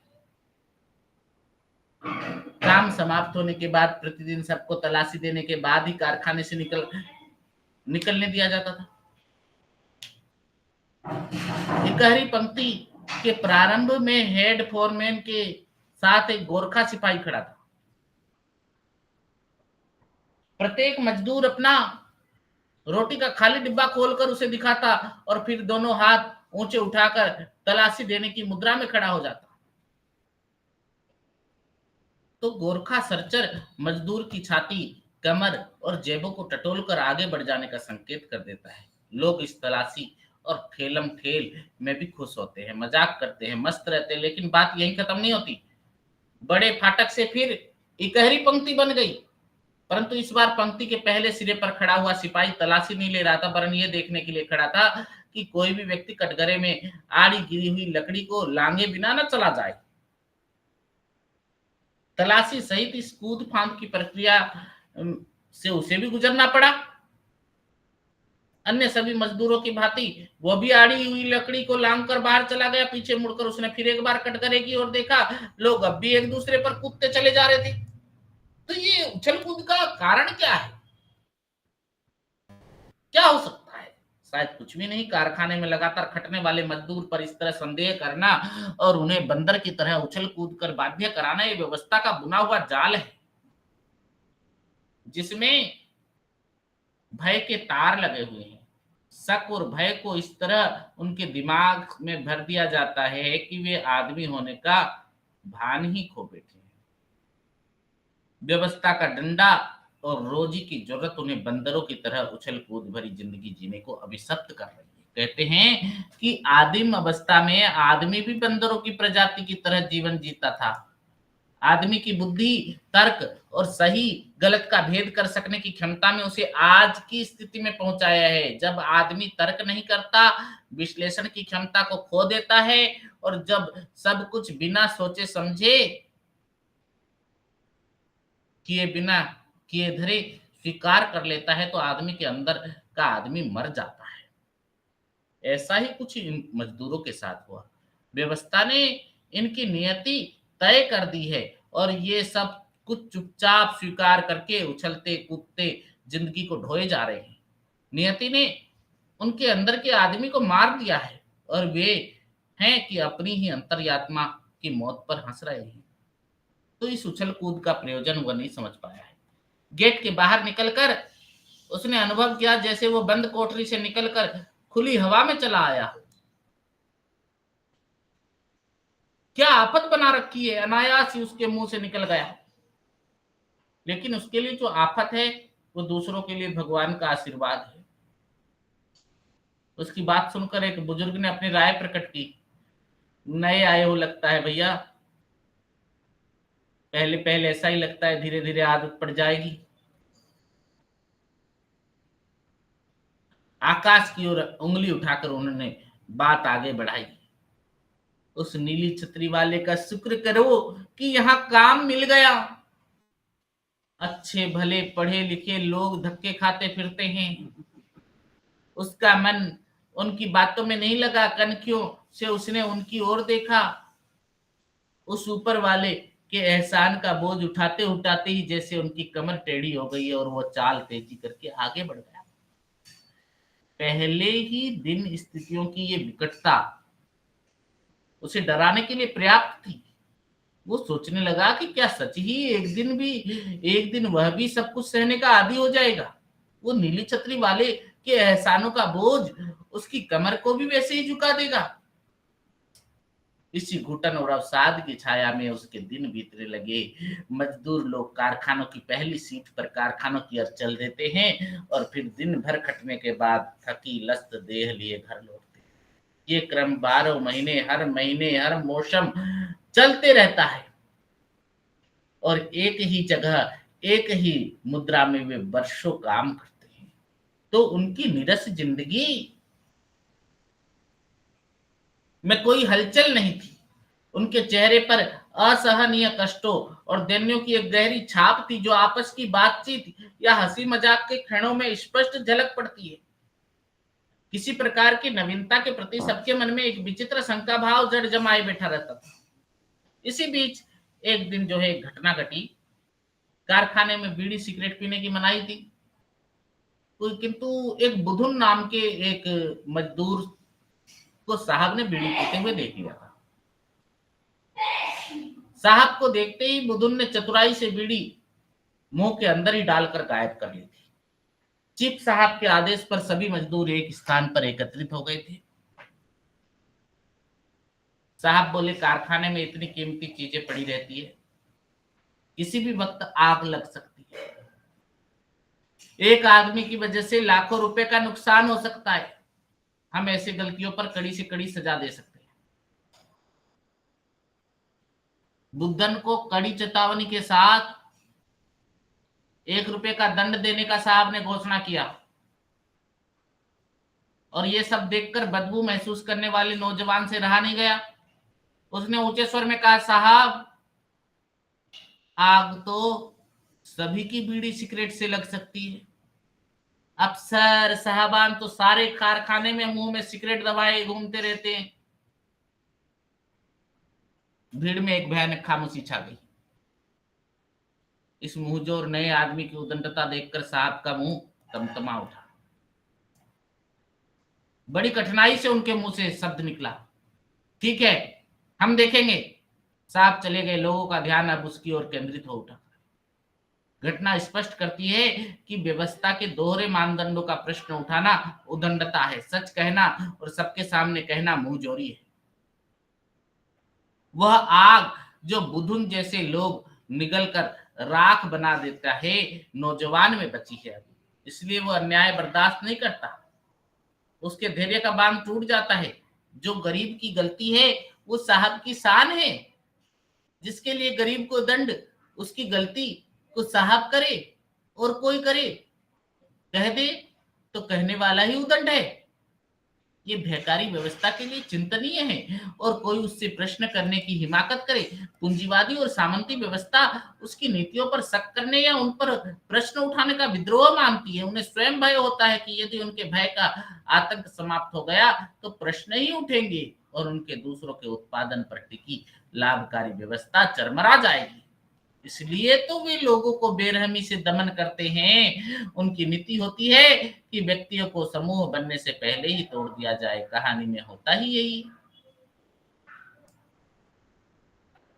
तो प्रत्यक्ष रूप में से किसी ने भी बीड़ी वाली घटना को लेकर उसकी सराहना नहीं की, यद्यपि उनके व्यवहार और उनकी बातों से ऐसा लगा था जैसे उन्हें यह अच्छा लगा हो और उसके अधिक निकट आना चाहता हो। ऐसा लगा। दो तीन नौजवान उसके साथ जुड़े भी थे, उनमें गुस्सा बहुत था। एक ने तो बातचीत में यहाँ तक कहा कि छोटे साहब की गाड़ी में पिस्टन अंदर बदले गए हैं और खुद मैंने अपनी आंखों से देखा है। लेकिन तमाम गुस्से के बाद भी उसे बहुत कम लोगों से सहानुभूति मिल सकी है। अधिकतर सहकर्मी उसके प्रति रूखा व्यवहार दिखाने लगे। कुछ में तो ईर्ष्या और उपेक्षा की भावनाएं उभर कर आ गई। ये ईर्ष्यालु लोग वे थे जो मजदूरों की नेतागिरी के नाम पर साहब और मजदूर दोनों से लाभ उठाते थे। वास्तव में वे बनते थे मजदूर के नेता, किंतु नेता की स्थिति में पहुंचते ही मजदूरों के बीच साहबों का प्रतिनिधि बन जाते थे। स्वाभाविक था कि वे उस दमनकारी व्यवस्था के कवच का काम करने लगते थे। इसलिए जब एक सच्चे आदमी ने निर्भीकता से बात कहने का साहस दिखा दिया तो वो उन्हें खटकने लगा।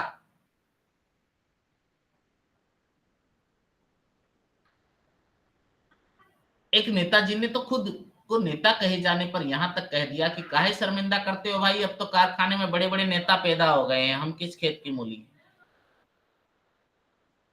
तो ऐसे ईर्ष्यालु लोग भी होते तो भी गनीमत है। तो साहबों के हाथों अपनी अंतरात्मा बेच चुके ऐसे लोग मौजूद थे जो अच्छा बनने का नाटक तो करते थे, किंतु उनका काम हर उस खबर की मुखबरी करना था जो साहबों की व्यवस्था पर सवाल उठाने की हिमाकत करने वालों से जुड़ी होती थी। बीड़ी वाली घटना के बाद तो उस नौजवान से कई लोग जुड़ चुके थे। सब में गुस्सा था। व्यवस्था से उनकी तमाम मांगे थी और इस संबंध में सब लोग उसके घर पर रात में बैठकर बात भी कर चुके थे। लेकिन इन्हीं लोगों के बीच व्यवस्था का मुखबिर भी था जो पहले दिन से ही नौजवान की गतिविधियों पर नजर रख रहा था और उसकी टीम पर एक मुस्तैद सदस्य बन चुका था। यद्यपि नौजवान को इस बात की आशंका थी और उसकी आशंका सब साबित हुई। रात की सारी रिपोर्ट चीफ साहब के पास पहुंच गई थी। उसे साहब के सामने पेश होना पड़ा। इस पेशी में साहब और नौजवान के बीच बातचीत बेहद महत्वपूर्ण है। साहब, हम तुम्हारी भलाई के लिए ही कह रहे हैं। जमाना बुरा है, बाल बच्चे वाले आदमियों से ऐसी बातें नहीं करना, बातों में नहीं पड़ना चाहिए। तो नौजवान कहता है, ऐसा कोई खतरनाक काम तो मैंने किया नहीं साहब। साहब कहते हम जानते हैं, हम सब कुछ जानते हैं। कल रात तुम्हारे घर मीटिंग हुई थी ना। नौजवान कहते दो चार दोस्त बैठने के लिए आ जाए तो उसे मीटिंग कौन कहेगा साहब मीटिंग। साहब बोले, सुनो जवान, यार दोस्तों की महफिलों में गप्पे होती है, ताश खेल होते हैं, शराब पी जाती है, लेकिन स्कीमें नहीं बनती।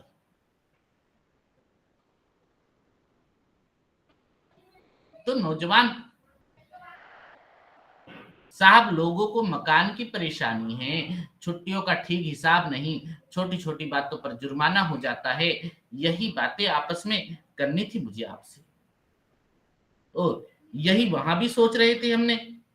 साहब बोले मैं कौन होता हूं जो तुम लोग मुझसे कहने आते हो, मैं भी तो भाई तुम ही लोगों की तरह एक छोटा मोटा नौकर ही हूं।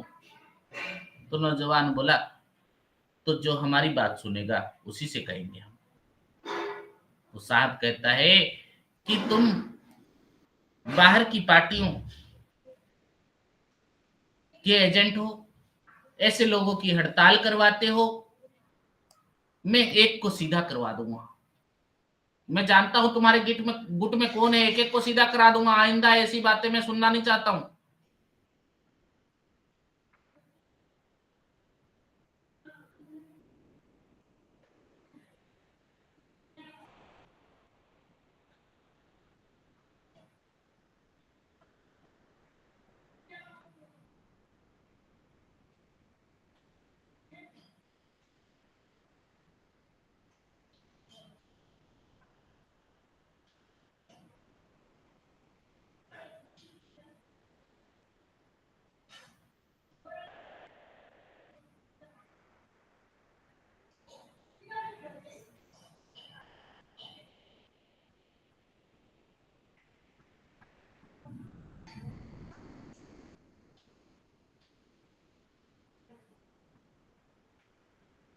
तो यहां पर हम देखते हैं कि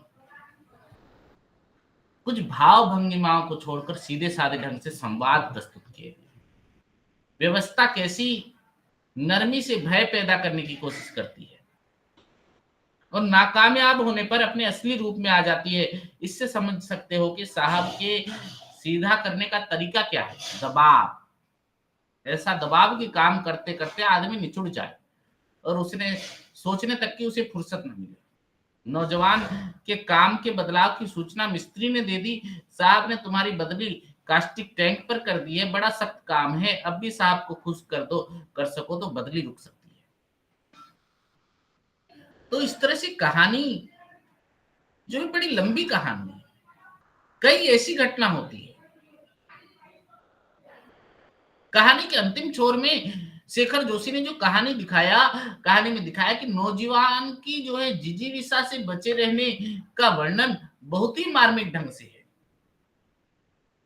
दिन भर वो यंत्रवत काम करता रहता था, थकान होने के कारण चूर चूर हुआ रहता था, परंतु बैठकर सुस्ता लेने भी उसका मन नहीं हुआ। कैंटीन में जाकर उसने चाय पी और अनुभव किया कि चाय फीकी है।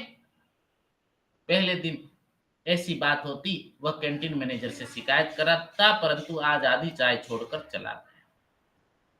ग्रीज और तेल लगा हुआ सामान उठाने के कारण हाथ गंदगी से भरे हुए थे। सायरन की आवाज आते ही कानों में पड़ी, उसने काम बंद कर दिया। ऐसा लगता था कि सायरन यदि किसी कारण से न बजता तो वो उसी प्रकार यंत्र की तरह काम करते रहता। जल्दी जल्दी में उसने दोनों हाथ किरोसिन में धो डाले। साबुन का डिब्बा टटोल कर देखा, खाली था।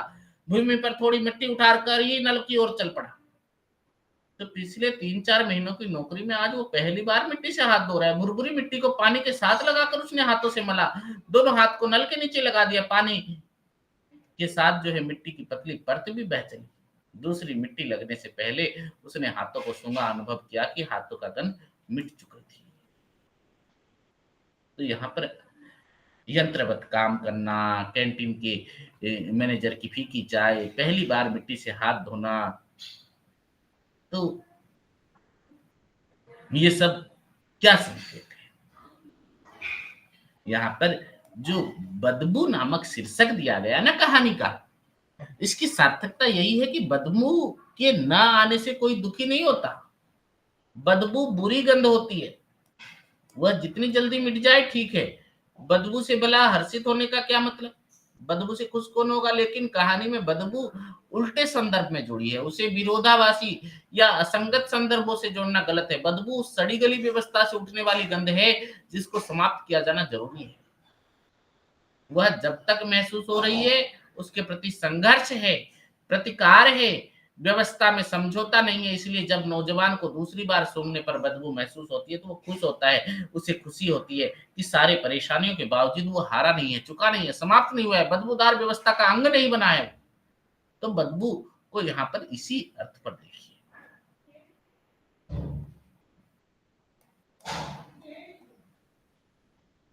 तो बदबू कहानी में लेखक ने बड़े ही सुंदर जो है भाषा शैली का प्रयोग किया है।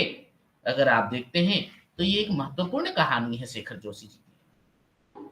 कोशिका कटवार कहानी संकलन में संकलित नई कहानी आंदोलन की एक महत्वपूर्ण कहानी है।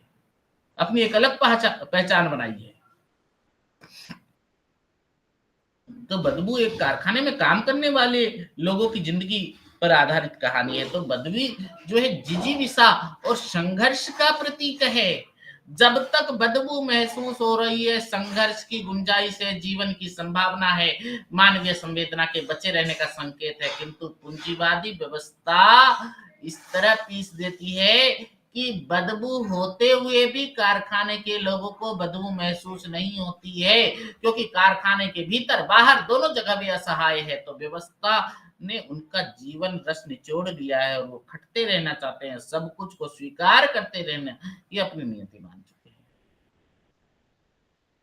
तो बदबू कहानी से संबंधित अगर कुछ प्रश्न आएगा तो कारखाने के जीवन पर लिखी गई इनकी प्रसिद्ध कहानी बदबू की चर्चा कीजिए। शेखर जोशी की कहानियों का वर्गीकरण करते हुए उनकी आंचलिकता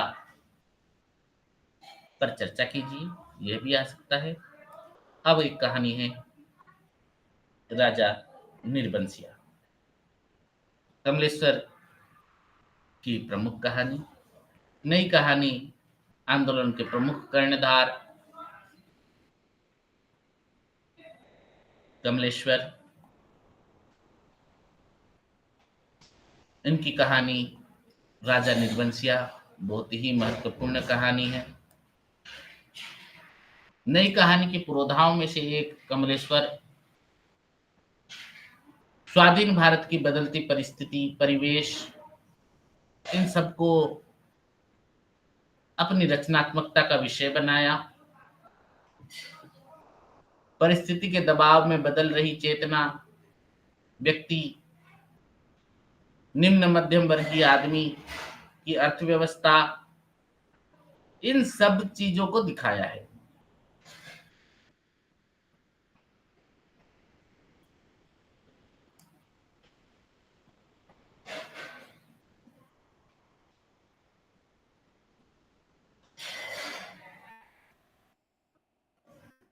तो कहानी अगर देखते हैं, राजा निर्बंसिया कहानी नए हिंदी कथा दौर की एक महत्वपूर्ण कहानी जो अपने शिल्प और चेतना के कारण पहले के दौर को स्पष्ट अलग करती है। कहानी एक साथ दो वृत्तों को रचती है। कथा वृत्त जो है पारंपरिक कथा शैली में है, जो राजा रानी के सहारे अकारण ग्रहण करता है, और उसी के समांतर जो है वर्तमान जीवन की विसंगति को व्यक्त करना एक कलात्मक रचना है, जो राजा रानी कहानी के साथ चलते हुए उससे भी अपनी इस संकेत को छोड़ती रहती है। और यहाँ पर स्त्री पुरुष संबंध की एक दारुण और रोमांचक कथा जो है राजा निर्बंसिया और रानी लक्ष्मी के जीवन की है। तो परिस्थितियों के दबाव में विकसित हो रही जो है नई कहानी के अनुरूप स्त्री पुरुष संबंधों में आर्थिक और सामाजिक कारण के बदलाव की चिंता भी ये कहानी है। राजा निर्बंसिया की रानी लक्ष्मी को मातृत्व सिद्ध करने, पति को प्रसन्न और चरित्र की सुचिता के लिए पारंपरिक लोक शिल्प में सतीत्व सिद्ध करने के लिए तपस्या करनी पड़ती है। और जगपति की पत्नी चंदा को पुंसत्वहीन पति के आरोप प्रत्यारोप, उपेक्षा और अलगाव बोध को सहना पड़ता है। तो आधुनिक युग का जगपति नाम के अर्थ पर गौर करना। हाँ, जगपति अपनी पत्नी के गर्भ में दूसरे बच्चे को बढ़ता हुआ जानकर एक बार उसे अपमानित और बहिष्कृत करता है, और पैसे की तंगी के कारण जो है खुद ही उसे बचन सिंह के साथ बेच देने की त्रासदी, बेचैनी और मार्मिकता के दंश से पुनः संतान सहित अपनाने की वसीयत लिखकर उसी के हाथों अपने दाह संस्कार की बात कहते हुए प्रायश्चित करता है। तो अपने संकालु स्वभाव और चरित्र की कमजोरी के कारण ये पारंपरिक समाज की कथा राजा निर्बंसिया स्वयं पलायन करता है। तो राजा निर्बंसिया कहानी का कथ्य दो समांतर कथा प्रसंगों से आगे बढ़ता है। एक तो राजा निर्बंसिया थे कि कहानी पुरानी कथा शैली में मां सुनाती है, और कथा का वाचक जो है नितांत आत्मीयता और अंतरंग इतिवृत्तात्मकता शैली में अपने साथ पढ़ने वाले युवक जगपति की कथा कहता है। कथा का वाचक मैट्रिक पास करके स्कूल में नौकरी पाता है और उसका सहपाठी कस्बे के वकील का मुहर्रिर बनता है। जिस साल जगपति मुहर्रिर बनता है उसी साल उसकी शादी पास के गांव की एक थोड़ी पढ़ी लिखी लड़की चंदा से होती है। विदाई अपनी अपनी कुल परंपरा के आधार पर कराने की बात पर दोनों के पक्षों में झकझक होती है। बारात वधू को लिए बिना वापस आती है। इस साल पर साल खत्म न खत्म सुलह होती है।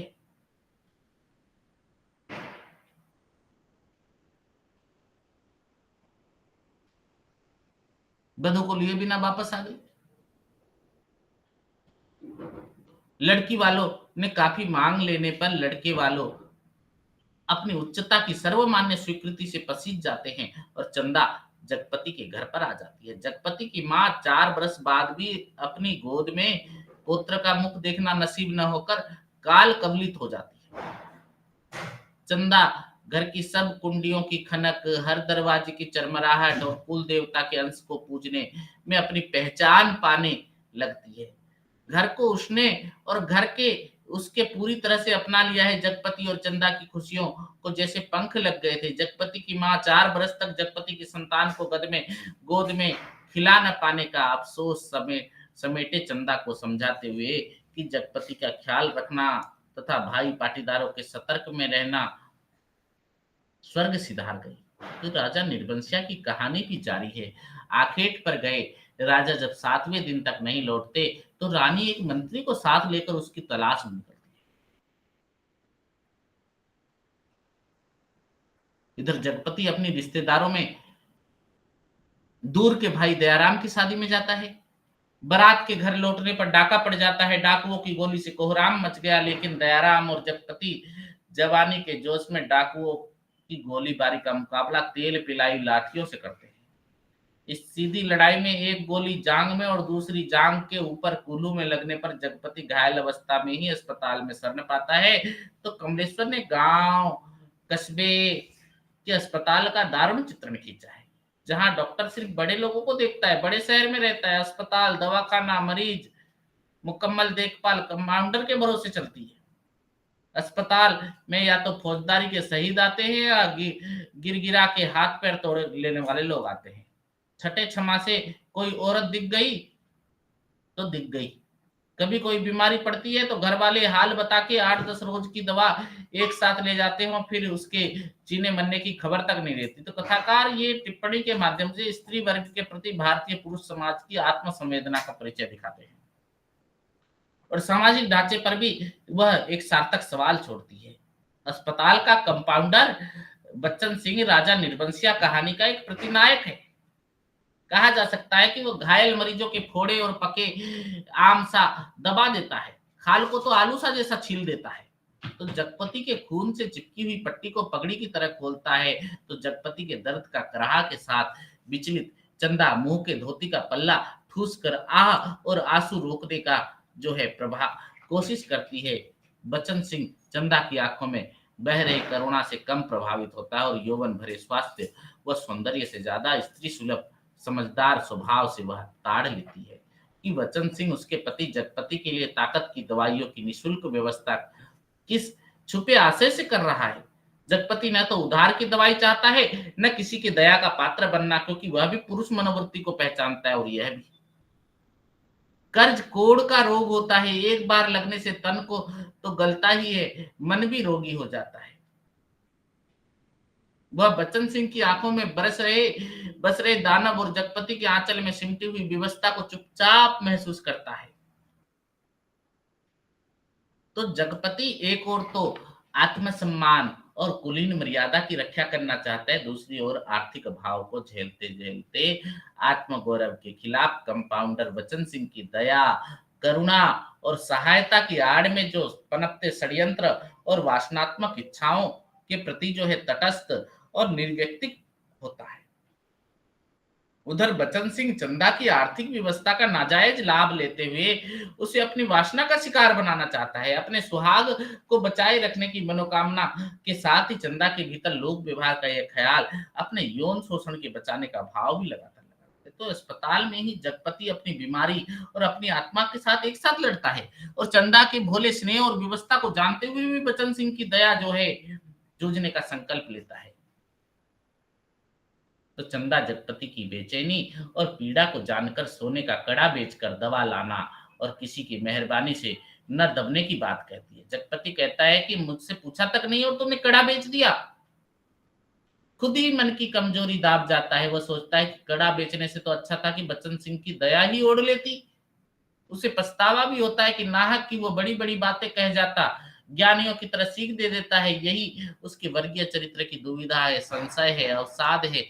चंदा अपने स्वाभिमान को बचाने के लिए दवाई के बदले बच्चन सिंह को सोने का कड़ा देना चाहती है, किंतु पुरुष मानसिकता की धूर्तता का प्रतीक बच्चन सिंह उसे सोने के कड़े को चंदा की कलाई पकड़कर उसे पहना देता है। दूसरे दिन सुबह अस्पताल में जगपति का बिस्तर ठीक करती हुई चंदा जगपति को उदास, असमंजस में और निरीह प्रतीत होती है। तो बच्चन सिंह द्वारा उपलब्ध कराई गई दवाइयों और चंदा की शुश्रूषा से 15-20 दिन में जगपति की हालत सुधरती है। बच्चन सिंह का तबादला उसी शहर में मैनपुरी के सदर अस्पताल में होने की खबर उसकी अंतर्मन में रोगों के छुपे हुए भय के राहत से देती है, किंतु दूसरे ही क्षण उसका दिल अकथ भारीपन से भर गया। पता नहीं क्यों चंदा के अतिरिक्त अस्तित्व का ध्यान आते ही उसे इस सूचना में कुछ ऐसे नुकीले कांटे दिखाई देने लगे जो उसके शरीर में किसी भी समय चुभ सकते थे, जरा सा बेखबर होने पर बिन सकते थे। और तब उसके सामने आदमी के अधिकार लक्ष्मण रेखाएं सी लकीर की तरह काट कर मिटने लगी और मन में छुपे संदेह के राक्षस बना देती है।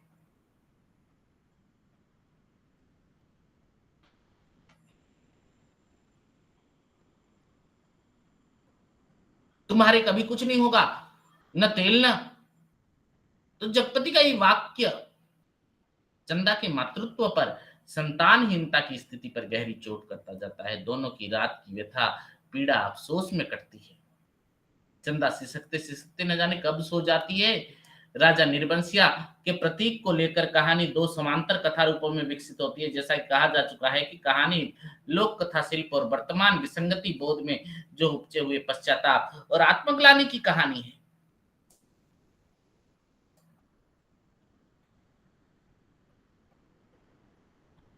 तो कहानी में जो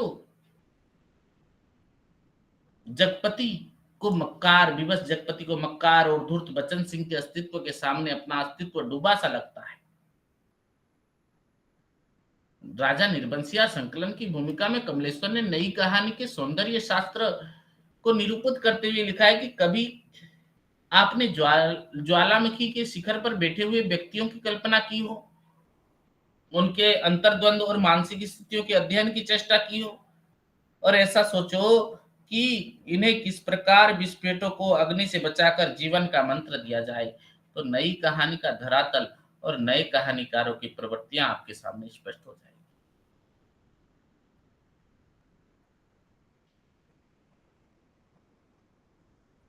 निर्वंश आधुनिक जगपति की कथा पुरातन नायक राजा निर्वंशिया की कथा कुछ मायने में भिन्न है।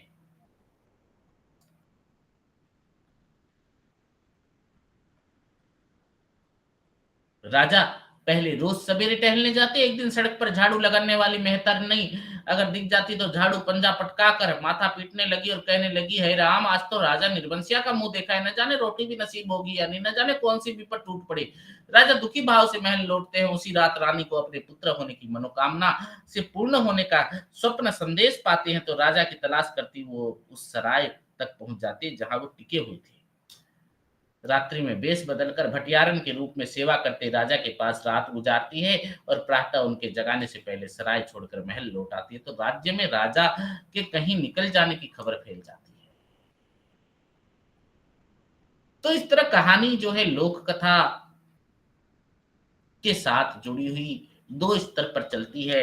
राजा निर्वंशिया की कहानी में समानांतर जो है जगपति भी अपनी पत्नी चंदा के लड़का होने की खबर मुंशी जी से जानकर अमनश्चित्त रहता है। मुंशी भी कम घाघ नहीं है। मोहल्ले की सुनी सुनाई बातों पर पर्दा डालते हुए कहता है, भगवान के राज में देर है अंधेर नहीं है जगपति भैया। जगपति बड़ी मुश्किल से जवाब देता है, देर और अंधेर दोनों हैं। मुंशी भारतीय पुरुष वर्ग के अहम और दम के अनुसार तिरिया चरित्र पर छीटाकशी करता है। बतलाता है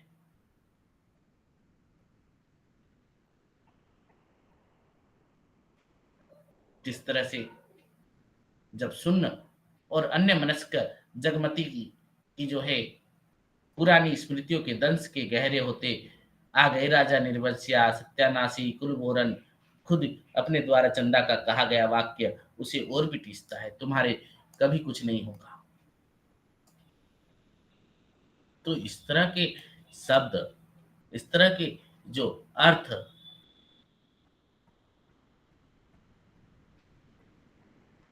कहानी में जो दिखाए गए हैं, कहानी में संवेदना दिखाने के लिए आधुनिकता और परंपरा दोनों से एक साथ जूझने वाले भारतीय परिवेश में पारंपरिक मूल्य के प्रति प्रश्न उठ रहा है। व्यक्ति मन में अतीत और वर्तमान को लेकर गहरा अंतर्द्वंद लगातार बना हुआ है।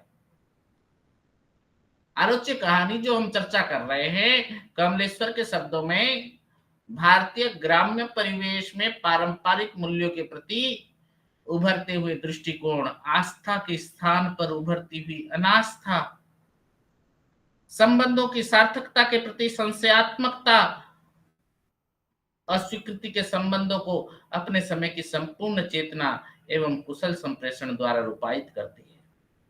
तो समाज शास्त्रीय संदर्भों और साहित्यिक आलोचना की दृष्टि से यह कहानी काफी समय तक उपयोगी और चर्चित रही। तो कहानी का शिल्प दो समानांतर कथा केंद्र की समांतरता की निरंतरता को बनाए रखने का अचूक शिल्प साधने में सफल और सार्थक है।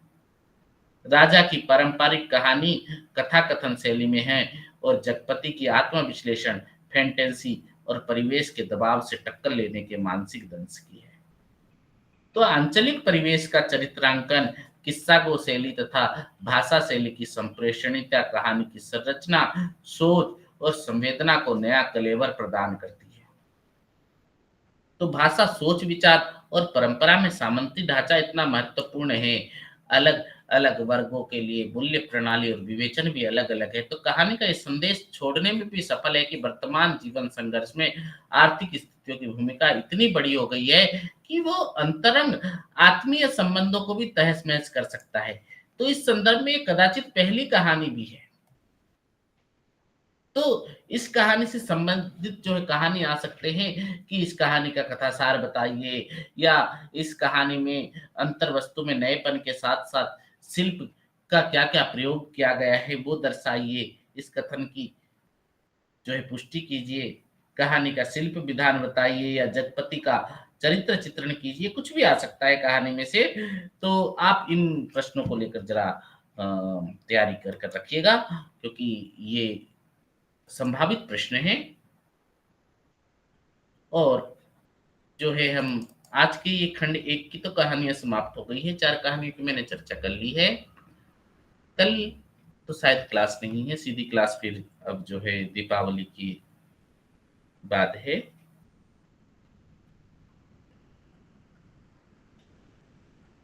फिर जो है क्लासेस 21 तारीख को होगी। क्लास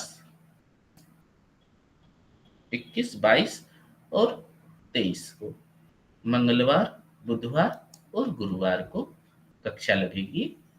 आप जो है इसी बीच जो है समय अनुसार आप आ जाइए, अपने मित्रों से भी कहिए कि किस तरह से लिंक आप उनको भेजिए अपने सहपाठियों को कि वो क्लास से जुड़े, कक्षा से जुड़ेंगे, क्योंकि आज हालाँकि कम स्टूडेंट्स हैं। सारिका जी, आरती जी, दीपांजलि, आप लगातार जुड़ी रहती हैं पूरी तरह से। आप समय के अनुसार आ जाती हैं और पूरी कक्षा जो है अंत तक रहती है। आपका बहुत-बहुत धन्यवाद कि आप कक्षा में जुड़ी रहती हैं। इसी बीच अपना कुछ सुझाव देना चाहती हैं तो आप दे सकती हैं। स्वागत है आपके सुझाव का। जी सर, एक बार ना जब कक्षा समाप्त हो जाएगी तो असाइनमेंट्स के बारे में भी एक बार बता दीजिएगा सर, कि ज़रूर। कितने क्योंकि ये चूंकि मतलब साहित्य है तो इसमें कितना लिखना है। हाँ, हाँ, ज़रूर। आपका स्टडी सेंटर कौन-सा है सारिका जी? मैं तो रांची में हूँ सर, मैं डोरंडा कॉलेज में। तो इस बार मुझे जैसे असाइनमेंट्स में कम मार्क्स आए फर्स्ट ईयर में, और कम मार्क्स मतलब 60 के ऐसे ही सब लगा कि जैसे सारे एवरेज मार्किंग है, और मेरे एग्ज़ाम में मेरे काफ़ी मार्क्स है। तो और बाकियों के मैंने देखा कि सबको 80 ऐसे ऊपर है, तो इसलिए मुझे बहुत अफसोस हुआ कि लगता है मैंने कम लिखा या पता नहीं क्या नहीं, हुआ। नहीं, नहीं, आप सही कह रही हैं, क्योंकि एक ही एग्ज़ामिनर अगर चेक करता है, मान लीजिए एक स्टूडेंट 80 लाया है और आप 60 लाई हैं, तो ये तो नहीं हो सकता है। परंतु नहीं, अलग अलग स्टडी सेंटर के हैं सर। जैसे हाँ, हाँ, हाँ, ये एमएसजी हो 6 सकता था है हम पर लोग का फर्स्ट ईयर में। तो मुझे ऐसे लगा कि मेरे चारों पेपर में 60-65 बैठे हैं, जबकि मुझे परीक्षा में मुझे 85 नंबर आए हैं एमएसजी 6 में। तो ऐसे ही मेरे ना सारे नंबर असाइनमेंट से ज़्यादा मेरे फाइनल एग्जाम में हैं, मतलब फर्स्ट ईयर के टर्म एंड एग्जाम में। तो मुझे लगा कहीं मैंने असाइनमेंट में कम लिखा या क्या हुआ, मुझे नहीं, समझ नहीं, में नहीं, नहीं नहीं, आया। असाइनमेंट में तो देखिए अगर कुछ गलत हुआ होगा तो उसके ऊपर तो नोट दिया जाता है, लिख दिया जाता है कि कहाँ पर क्या कमी रही है आपकी। परंतु असाइनमेंट तो एक तरह से आपकी परीक्षा के लिए पूर्व तैयारी के लिए, या क्योंकि ये डिस्टेंस कोर्स है बोलकर ऐसा असाइनमेंट लिखवाया जाता है, तो वो मार्क करने वाला जो इवैल्यूएटर है, जो जाँच करता है, वो किस तरह से मार्क दे रहे हैं वो जानना हो, क्योंकि मेरे स्टडी सेंटर का अगर होता तो मैं बता सकता था। जी, कि तो मुझे लगा कि कुछ, क्योंकि मैं ऐसे विज्ञान बैकग्राउंड से हूँ ना, तो मैंने सीधे हिंदी में मास्टर्स ज्वाइन किया है।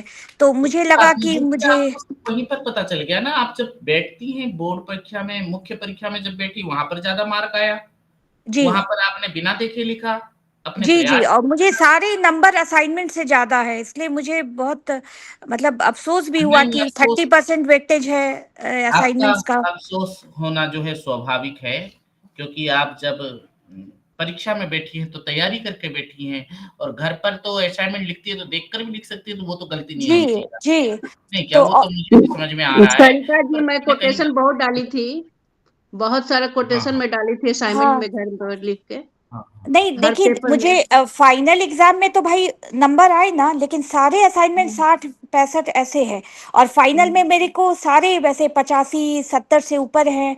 तो इसलिए मुझे बहुत दुःख हुआ, और नहीं, बाकियों के बहुत मैंने अच्छा देखा कि प्रश्न 80 के ऊपर सारिका है। जी। आरती जी, कौन आप जो देख कह रहे रही हैं हैं, उसके ऊपर डिपेंड करता ये है ना, कौन ये देख रहे बातें हैं। सीधी जो है कंट्रोल ऑफिस तक जा रही हैं। हाँ, आप जो कह रही हैं, और ये जी, अगर सही भी हुआ पाया गया तो देखा जाएगा कि आगे क्या कार्रवाई होगी। परंतु आप जो है अपना बोर्ड परीक्षा में अच्छी तरह से जो है अपना करने की कोशिश कीजिएगा जहाँ तक हो सके, क्योंकि वो तो उनके हाथों में नहीं रहता है, वो तो सभी स्टूडेंट की एक साथ चेक होगी कॉपियाँ। हाँ, ये इसीलिए सर मैं जानना चाहती हूँ ना, क्योंकि मैंने मतलब स्नातक किया है विज्ञान से, तो मुझे लगा कि नहीं, कहीं मेरे देखिए लिखने में साइंस कमी है। बैकग्राउंड, आर्ट्स बैकग्राउंड, क्योंकि हमारी हिंदी के लिए तो सभी का द्वार खुला है, ऐसा नहीं जी, है। और मैंने देखा है कि साइंस बैकग्राउंड वाले तो बहुत ही अच्छा रिज़ल्ट करते हैं हिंदी में। जी, जी, जब हमारे रेगुलर स्टूडेंट भी आते हैं प्लस 2 से 12वीं के बाद, 12वीं साइंस रहती है, पर वो डिग्री जो है हिंदी ऑनर्स की लेते हैं और वो बहुत अच्छा प्रदर्शन करते हैं। परंतु जब असाइनमेंट की बात आप कर रही हैं ना, तो असाइनमेंट लिखते समय आप दोनों तरफ लिखी थी, एक पेज में या एक साइड ही लिखी थी?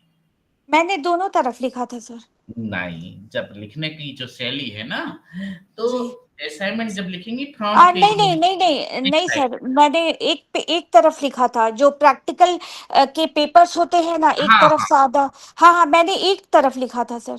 एक तरफ ही लिखिएगा, हाशिया छोड़ेगा। जिस क्रम में प्रश्न रहते हैं आपके, जी मान लीजिए 1 नंबर पहले है तो 1 नंबर ही पहले करना है, नंबरों को भी इधर-उधर नहीं करना है आप। हाँ हाँ, मैंने वैसे ही किया था। हाँ, और मेरा जो भी नंबर आगे पीछे हो गया था सर। हाँ, हाँ, हाँ, दीपांजलि जी आप शायद झारखंड के स्टडी सेंटर से हैं, तो यहाँ से समस्याएँ ये उपज जी रही। चित्रा हाँ, का। हाँ, हाँ, क्योंकि हमारे उड़ीसा में तो कोई ऐसी जो है हाँ, अभी तक हम नहीं लोग आई सर है। ना हम लोग झारखंड से हैं, और हम लोग है कि किस तरह हम लोग की क्लास अटेंड कर ले। जैसे मैं रांची से हूँ, दीपांजलि जी चतरा से हैं, और आरती जी जमशेदपुर से। हम सभी झारखंड से हैं, अलग अलग हाँ स्टडी सेंटर से। हाँ, हाँ हाँ, हाँ हाँ तो अलग इस अलग स्टडी सेंटर हम तो लोग का हम हमें है कि बस हमें क्लास करना है, बस हम कहीं भी जुड़ जाएं, क्लास हम्म, करना है। हाँ, कोई तो नहीं, आपके लिए ही क्लासेस तो जो है स्टूडेंट्स के लिए ही लगी है, वो किसी भी तरह से बस जुड़ जाए, बच्चे को जो है सुविधा मिले, हम तो यही चाहते हैं, कोशिश भी यही रही है। पर इस बीच एक शिकायत मिली आपकी, ये भी अच्छा लगा कि उसको सुधारने की कोशिश की जाएगी, हो सकेगा तो जहाँ कहीं न कहीं तो उन लोगों तक बात पहुँचेगी नहीं ये, क्योंकि ये रिकॉर्डेड क्लास रहती है। तो जी ठीक तो है, बस जो अलग मैं अलग असल में मैं अपना गलती जानना चाह रही थी कि मैं मेरी कहाँ गलती हुई देखिए कि असाइनमेंट्स में नंबर कम आए और टर्मिन में मेरे सारे नंबर्स ज्यादा हैं।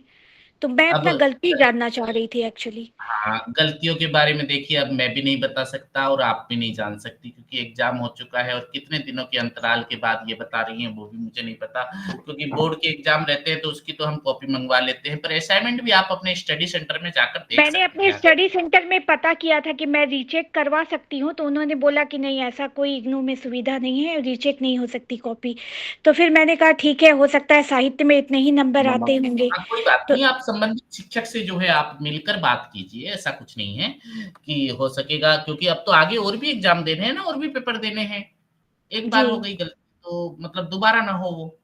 आप ठीक दो सही कह रही हैं।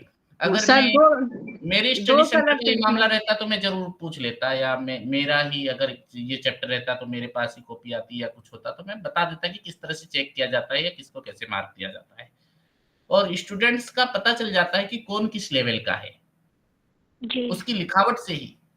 क्योंकि कई बच्चे रहते हैं खाली सिर्फ़ उतार देते हैं, उतारने से भी मार्क नहीं दिया जाता है। आप अगर डिट्टो कॉपी उतार देंगे, बुक का जो दिया हुआ है पूरी उसी जी तरह जी से वह भी नहीं दिया जाएगा मार्क। हाँ जी, और वो आप उसका मैंने बहुत ध्यान रखा था, क्योंकि मैं साहित्य से, मैं लेखन से पिछले मतलब 20-25 सालों से जुड़ी हूँ, निरंतर लेखन में हूँ ना, तो मुझे अपनी भाषा में मैंने लिखा।